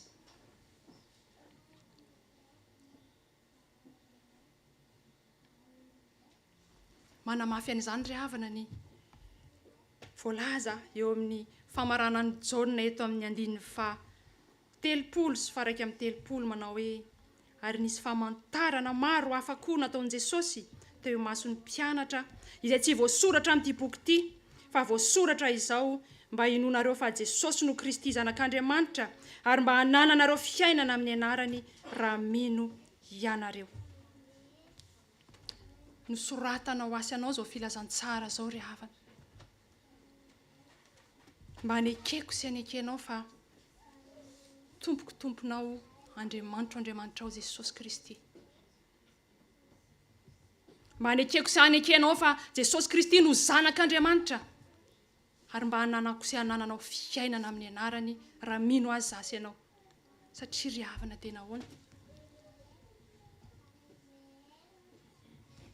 Satria miazona ny anjara voatendry ho antsika ny finonana dia tsy nahita azy. Averiko indray mandeha. Miazona ny anjara voatendry ho antsika ny finoana na dia tsy nahita azy. Okontsika tsy hanao tahaka ny Tomasy, tsy mino raha tsy mahita. Fa tena hoe ho raisika mponona zany hoe hery ny fitsanganan Jesosy tamin'ny maty. Famitinana zany rehetra zany ry havana. Fahafatesan'i Jesosy sy ny fitsanganan Jesosy tamin'ny maty dia asa nataonao antsika, fitiavany antsika manokana, fitiavan'Andriamanitra antsika zanak'olombelona manokana nanomezany zanany latokana. Izay le ten'Andriamanitra nameny ato eo Jean 4:10.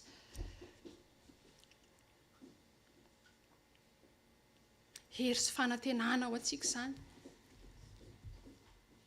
Tena hoe manafaka antsika ao amin'ny herisetra ny fahafatesana sy ny oroorony eto amin'izao tontolo izao. Ary tokana ny lalany ivoahana amin'izay dia ny faharetantsika amin'ny finoana ny Jesosy Kristy ilay nitsangana tamin'ny maty. Izay irery ihany. Koa mahareta ry havana. Minoana dia tsy nahita azy. Fa ho marina amin'ny fitsaran'Andriamanitra isika amin'ny andro farany ary ho velona mandrakizay miaraka amin'ny Jesosy. Oka tena hoe ahitan'i Jesosy velona mandrakarivotsika amin'ny androntsika rehetra. Ary aza manadino ny fiarahantsika mivavaka amin'ny andro alahady izay andro fitsarana vaovao mahatonga antsika ho zavaboary vaovao. Kanefa tsarovy.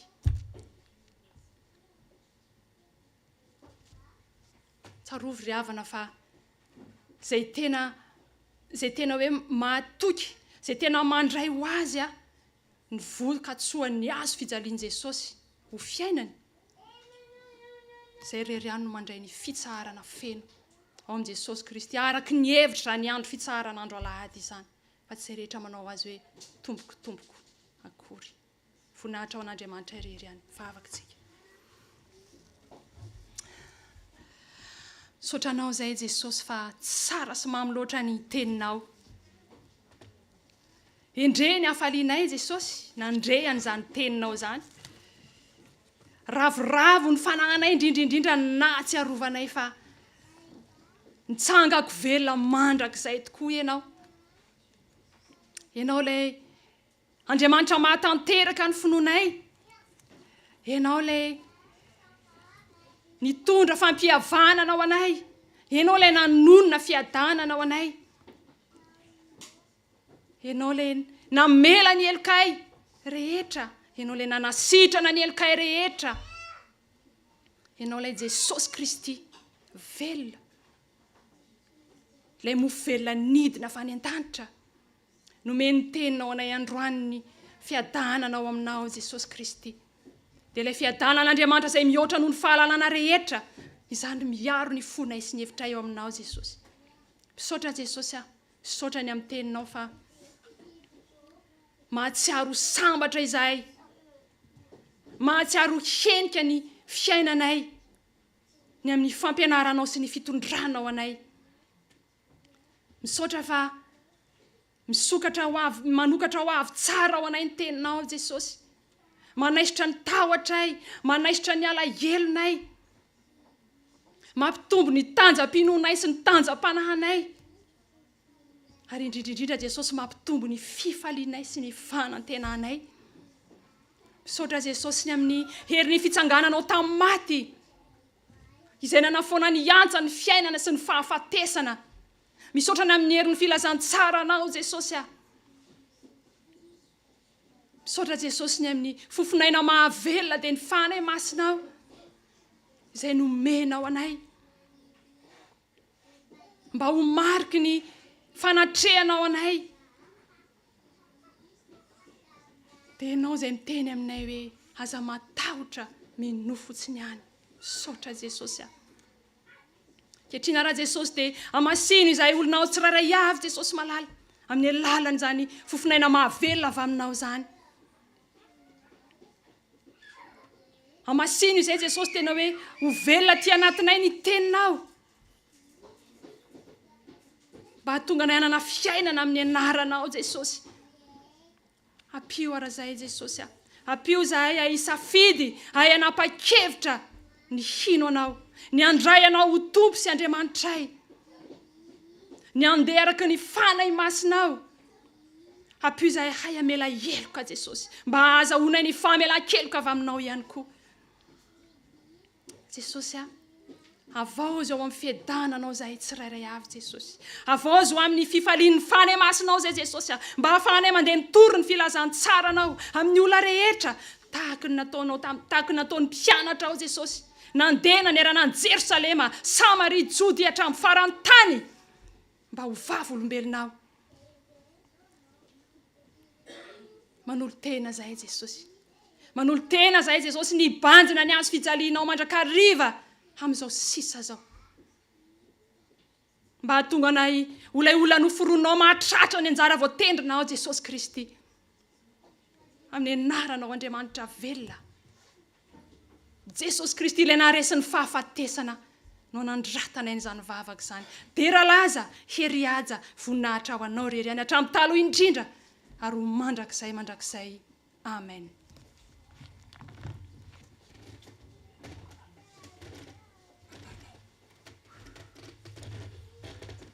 Misaotra n'Andriamanitra tsika riavana amin'izay teny, nampahery atsika tsara hoe mihina fa samy nandray ny anjara sahazavy ny tsiraray avy, dia manasa ny groupe ny chorale hiakatra hanao ny anjara fanompony. Mira ve ny chorale? Manasa atsika rehetra ary hiakatra.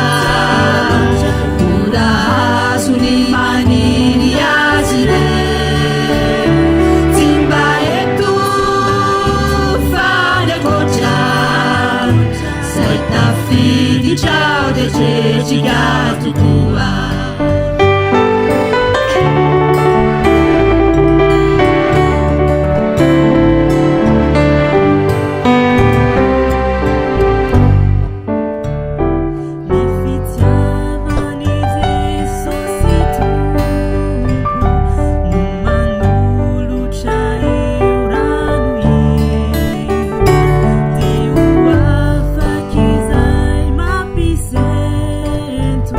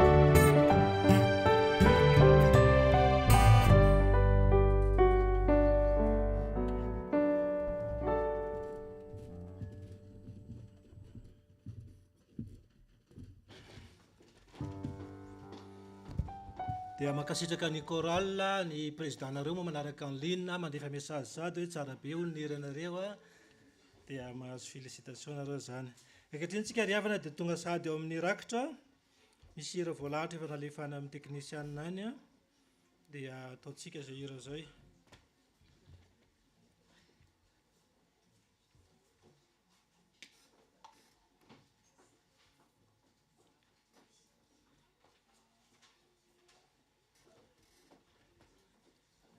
Raha ataontsika Andriamanitra tany angamba ataontsika Andriamanitra mahagaga dia hira anankiray farany io no ataontsika farana avy eo Andriamanitra mahagaga dia miroso ny tompon'andraikitra amin'ny rakitra.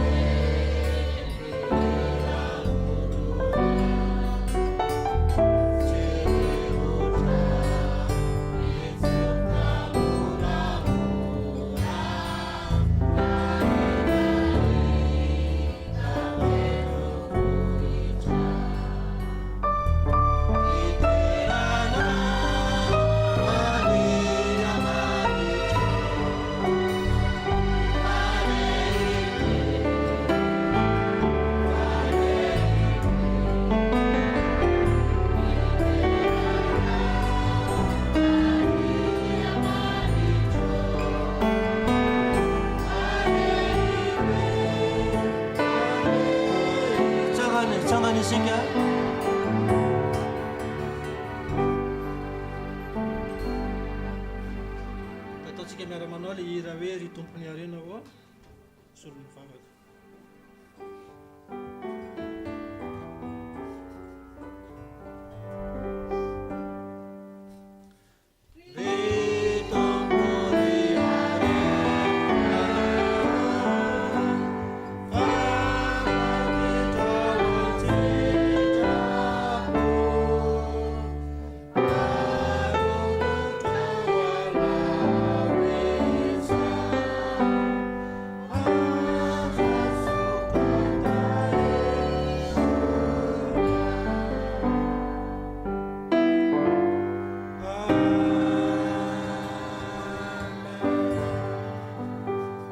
Mahazo mipetraka tompoka dia mangasaka ny tompon'andraikitra ny amin'ny filazantara mba hiakatra ety anoloana.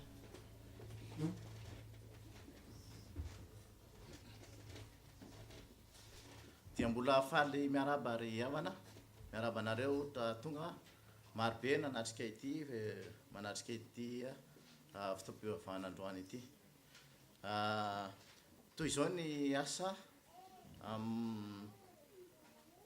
manatanteraka sy matatosa zao fiaraha-mivavaka izao mandritry ny herinandro amin'ny akabeany tsy misy fiovana ny isaka talata dia fionan'ny birao misy zany isaka talata fivorian'ny birao misy ny teny fampahirezana ao anatin'izany isaky ny talata ariva amin'ny fitora sasany ariva ny zoma kosa dia misy ny fivorian'ny fionan'ny mpiomana ny fionan'ny mpiandra azafady isaky ny zoma ariva ary ny mpiomana kosa isaky ny asabotsy ny orany zareo moa zany a dia ao anatin'ny messenger no manamaritra azy. Ny isakasabotsy kosa misy ny répétition'ny groupe sy ny atokopira, ny chorale sy ny louange, ny sikolalady koa toraka zany. Ary amin'ny herin'ny anio toy izao ny fiaraha-mivavaketo indray ny isaky ny amin'ny 10 ora sasany. Isy fandraisana amin'ny herin'ny anio ko anasanatsika rehetra, isy ny ray aman-dreny ho tonga anatanteraka izany fanasana masina izany. Ankehitriny ry havana dia manentana antsika ny amin'ny ty taona ty satria misy zany ny 95e anniversaire ny fisian'ny toby lehibe manolotrony izay kinantsika eto amin'ny fiangonana FPT Maottsavoa ihany koa manana anjara lehibe tsika ao anatin'izany fanatanterahana sy fanatotosana izany fitsingeritaona ny 95e anniversaire zany. Izy zany ny ezaka ho atao anatin'izany dia fanorenana na fanavaozana ny fiangonana izay misy any Madagasikara ny toby lehibe manolotrony izay ho kasaina tao raha sitrapon'Andriamanitra, ka anatanterahana izany dia ho tonga eny atoerana zany ho andeha miala eto a France makany manolotrony ny ray aman-drenitsika Dato Pero ny amin'ny farapara volana juin zany, hitondra ny anjara birikintsika izay ho tanterahantsika eto amin'ny fiangonana misy atsika izay anetsehana antsika zany izay terem-panahy satria tsika mahatsara fa manana didy amin'izany fanorenana zany fiangonana zany. Izay terem-panahy zany izay androtsaka anjara biriky ao anatin'izany dia engaviana mba hanatona ny tompon'andraikitra amin'ny ara-bola. Afaka manatona ny président antsika Dato Mera na ihany koa ny mpitahiry vola antsika ao i Ravavy Sylvia, ao koa Rahalahy Solofo izay nitarika amin'ny fotoana teo, afaka manatona izany tsika mandrotsaka izany anjara birikintsika zany. Zany dia ho tanterahana zany manomboka izao bo efa nanomboka ary ny fotoana farany ahafahantsika manatanteraka zany dia ny volana mai, farany volana mai zany donc zany noho izany zany dia maingana be ny fotoana ka mangataka antsika nefa izany. Dia izay ngambany amin'ny ankapobeny raha-piangonantsika dia isaorana n'Andriamanitra ary voninahitra ho anazy irery ihany. Sotra tompoko, amen.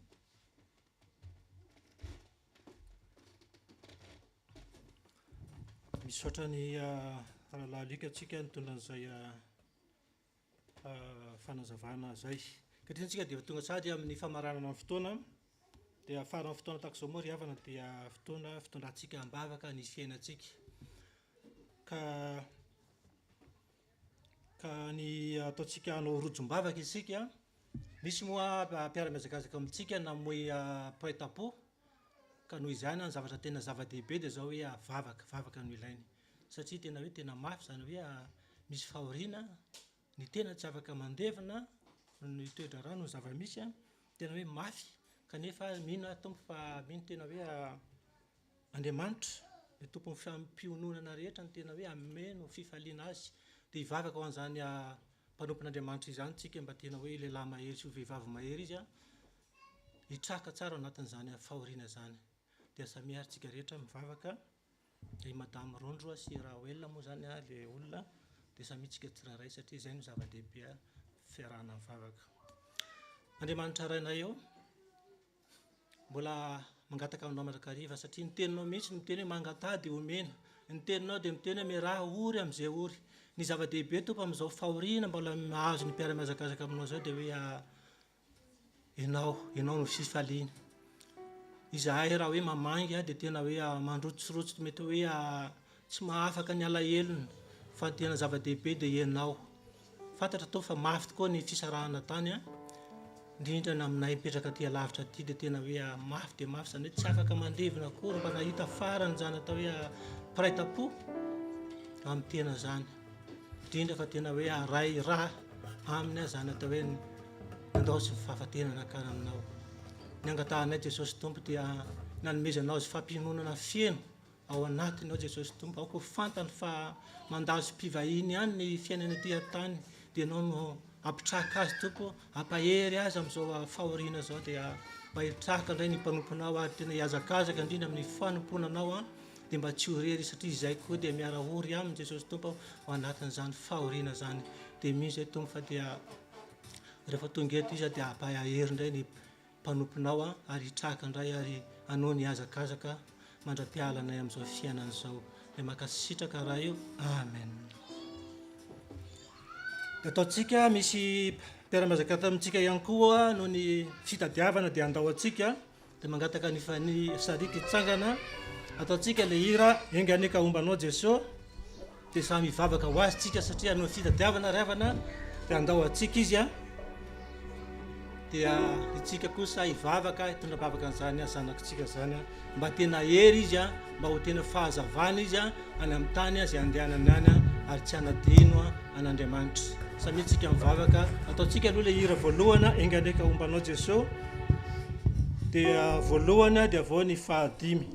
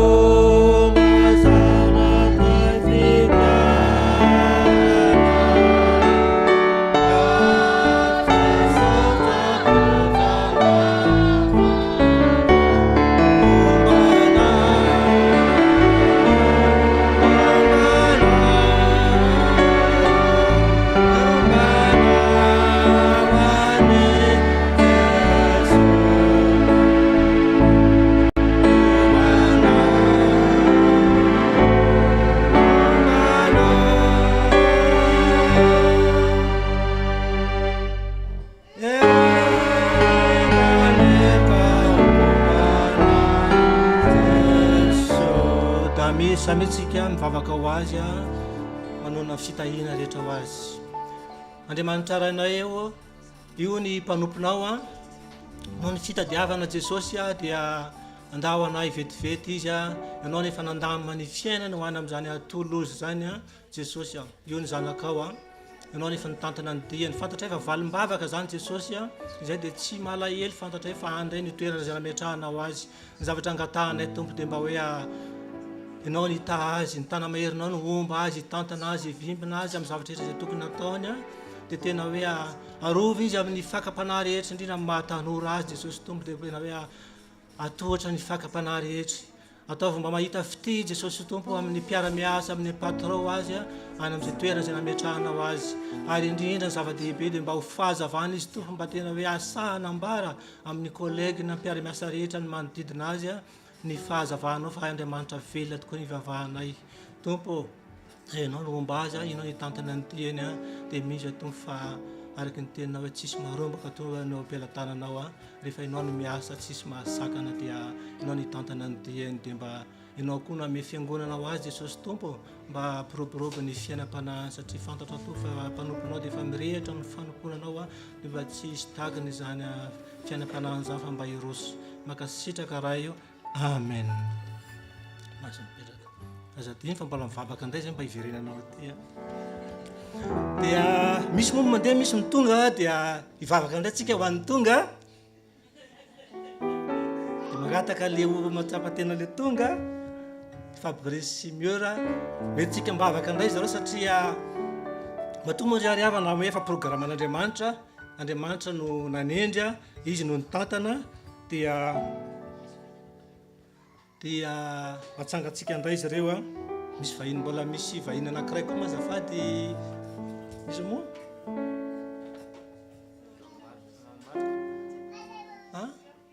aitseo dia hivavaka tsika ny amin'ny zavatra tena hoentina mivavaka moa ry havana dia hoe tsy satra zany atao hoe manao déménagement zany mifindra toerana zany dia ny zavatra tena angatahantsika dia tena hoe hitana maherin'Andriamanitra ny omba azy ny andamany ekôla ny ankizy ny amin'ny trano ny taratasy administrative rehetra fandaminana ny fiainana zany hoe fiainana vaovao mihitsy zany tokantrano vaovao mihitsy hoentina ahorona aty amin'izany fiaoty savoa zany tsika moa zany zao no avany aty dia tena hoe fiainy fifaliantsika mandray anazy ireo dia samy mivavaka tena zava-dehibe dia vavaka avy any amintsika satria mivavaka no hainon'Andriamanitra samy mivavaka ary Andriamanitra ireo ny mpanomponao fantatra hoe tompo fa matoa izy tonga aty amin'ity faritra haute Savoie ty dia efa zay no programanao izay no fandaminanao araky ny teninao hoe anao le efa nanomboka ny asa tsara tao anatin'izy ireo no marana ihany koa tompo fitantananao zany fandaharanao ny petrahana aty amin'ity faritra haute Savoie mbola maro ny zavatra tompo mety hoe asidrain'izy ireo ny amin'ny fampianarana ny ankizy ny amin'ny tokantrano ny amin'ny trano ny taratasy administratif rehetra dia mino tompo fa ianao nefa mandamo tahaka nefa nitantananao ny fiainany tany Paris dia nitantananao ny fiainany etindray dia mino fa isosa daholo ny zavatra rehetra tsy hosatra satria ataonao samihafa tokoa ny manompanao sy ny tsy manompanao dia ataovy tena hoe milamina ny zavatra rehetra ary tsy sento ny mpanomponao amin'izao programma vaovaonao amin'ny fiainan'izao dia ny amin'ny asa fanompona tompo dia ataovy mirehatra mandrakariva izy satria zany no niantsonao azy dia anambara ny fahalebiazanao makasitraka raha eo amen manaraka izany dia mbola maromaro hoe tsika mbavaka tamin'ny tendrany aty misy ray aman-drenitsika anankitelo ireo ray aman-dreny Luka dia reny Noelia hitona mivavaka azy ireo tsika mba homeny tompo azy ireo ny fahasalamana ny herin'ny tanjaka mba tena hoe riry amin'ny zafikely zay ny tena zava-dehibe mety manana olana ihany koa izy fa ny tompo moa mahalala fa dia zava-dehibe amintsika dia hoe hitondra mivavaka azy ireo dia samy mivavaka ary tompo Andriamanitra misy an'ireo olona voatonona teo ireo dia ny ray aman-dren'ny Noelia sy ny ray aman-dren'ny Luka makasitraka tompo namezanao anay ireo ray aman-dreninay ireo mba tena hoe meo azy ny fahasalamana indrindraindrindra amin'izao fahanterana zao dia tena fahasalamana ny zava-dehibe mba hahafahany miriry amin'ny zafikely mba tena hoe anana fahendrena ny ray aman-dreninay amin'ny fitezana ny zafikely dia tena hoe fahasoavanao ny fiadananao hitoetra ao amin'ny mipony tsiray amin'izy ireo mba tena anjaka ao anatiny tokoa ny fifankatiavana tompo dia ny zava-dehibe dia hoe ianao no omba azy tantana azy ianao mahafantatra zay mba fikasany lalany ampony tsiraray avy any dia ianao no atateraka izany araky ny abendra fonao dia makasitraka raha eo amen hitsangantsika ry havana amarana fotoana dia satria moa andraony fifidianana présidentielle fantatsika tsara fa zay lany eo dia efa zay no sitrapon'Andriamanitra ao anatin'ny baiboly dia misy hoe zavatra rehetra dia efa voalahatra ary zay voatendry dia voatendry avy amin'Andriamanitra misy no manendry niza na Le Pen na Macron zay zany nitondra mandritra ny efa taona eo tsy fantatry zay mandany na 5 taona dia efa zay no voalahatra ankehitriny tsika dia hitondra mbavaka zany élection zany mba tena hoe tsisy ny mba hanaika ho resy mba tena hoe zay mandresy ihany koa dia mba tena hitsindro ny vahoaka samiara ny vavaka Andriamanitra rahanay eo ny zavatra tsy adinay tompony amin'ny firenena zay nametrahanao anay dia mandalo an'izao fifidianana zao araky ny teninao hoe ny zavatra rehetra voatendra dia voalahatra avy any ambony na dia mpitondra ary tompo na dia jentilisa ary dia fenao no mandahatra hitondray no mpitondra ny amin'ny ty taona mandavaovao zao dia misy tompo fenao nefa mahalala ny zavatra rehetra rehefa mahafantatra sahady ny mpitondra zay hitondranay eo fa ny zavatra angatahanay kosa tompo dia mba hoe azy resy dia mba tena manaiky ho resy mba tsy tabataba na hoe anohitra ary izay mandresy kosa tompo dia teo araky ny teninay moa hoe tsy obiana fa tena hoe mba hitsinjo mba hanana fahatahorana ary mba tena hisaotrana mandrakariva zany ny zavatra angatahanay izay vahoaka ihany koa tompo dia tena hoe ay anaja zany fanjakana zany satria izay araky ny teninao mba fatra-panaja ny mpitondra nareo araky ny teninao dia makasitraka tompo fa andeha araky ny lalàny ny zavatra rehetra zay nandaminanao azy ny zavatra rehetra dia matoky izay tompo fa ianao anefa momba ianao anefa mihevitra zao firenena zay nametrahanao anay zao makasitraka raha eo amen dia marana fotoantsika riavana araky ny hira zay voalahatra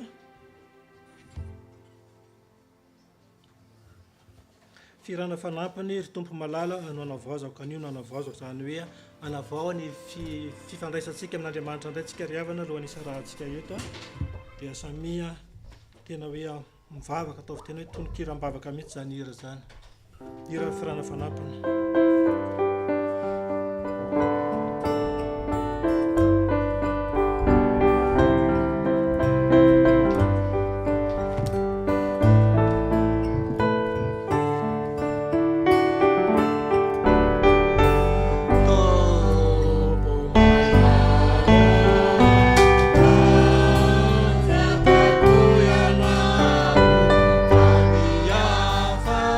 Presinata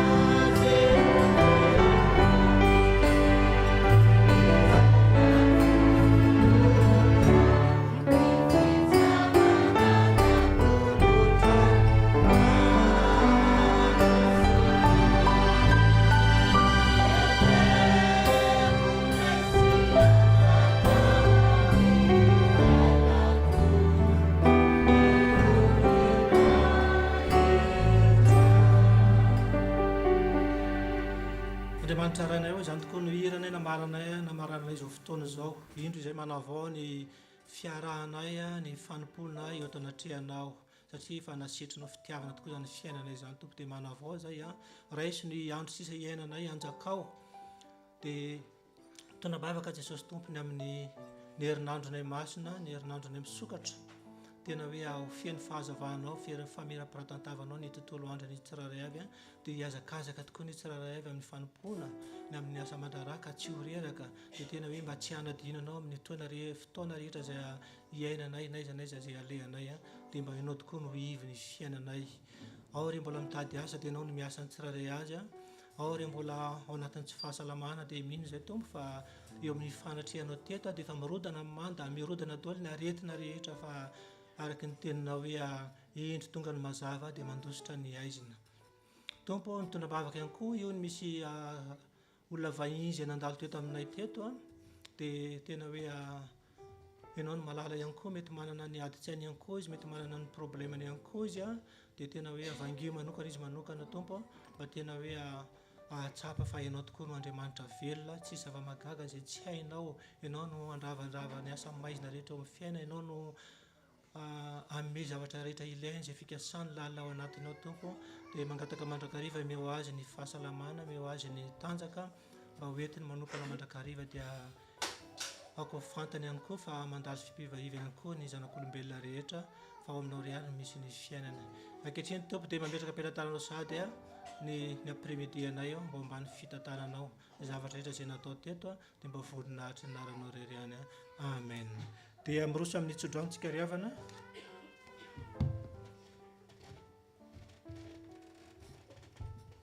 Fampaherezana antsika androany dia hoy Jesosy ary novonony ny soratanany didy izay nepangatsika dia nesorony tsy eo mihitsy izany ka nohombohany tamin'ny hazo fijaliana ary nesorony tsy eo amin'ny tanany ny fanapahana, eo amin'ny tenany ny fanapahana, ny fahefana ary noho ny hazo fijaliana dia nasehoany miariary ny fitondrany ireo toy ny fanaony izay avy nandresy. Ko aza vela hisy tsara nareo ny amin'ny fihinanana na ny fisotroana na ny andro firaviravona na ny voaloham-bolana na ny sabata. Aliko ny zavatra ho avy ireny fa ny tenany dia any Kristy. Amen. Raiso ny tsodrano avy amin'Andriamanitra. Hitahy anao ane Jehovah ka hiaro anao. Ampamirapiratra ny tavany aminao ane Jehovah ka hamindra fo aminao. Hanandratra ny tavany aminao ane Jehovah ka nome anao fiadanana. Amen. Rainay eo zany an-danitra. Ho amasinina ane ny anaranao. Ho tonga ane ny fanjakanao. Atao ane ny sitraponao. Ety atany tahaka ny any an-danitra. Omeo anay ny izy sahaza ao anay. Ary mamelà ny elokay tahaka namelanay izay meloka taminay ary aza mitondra anay amin'ny fankapanahy fa manafanay amin'ny ratsy anao ny fanjakana sy ny hery ary ny voninahitra mandrakizay. Amen. Sika rehetra samy anao hoe amin'ny anaran-dray sy ny zanaka ary fanay masina. Amen. Dia mandehana amin'ny fiadanany tompontsika fiadanana ho anareo.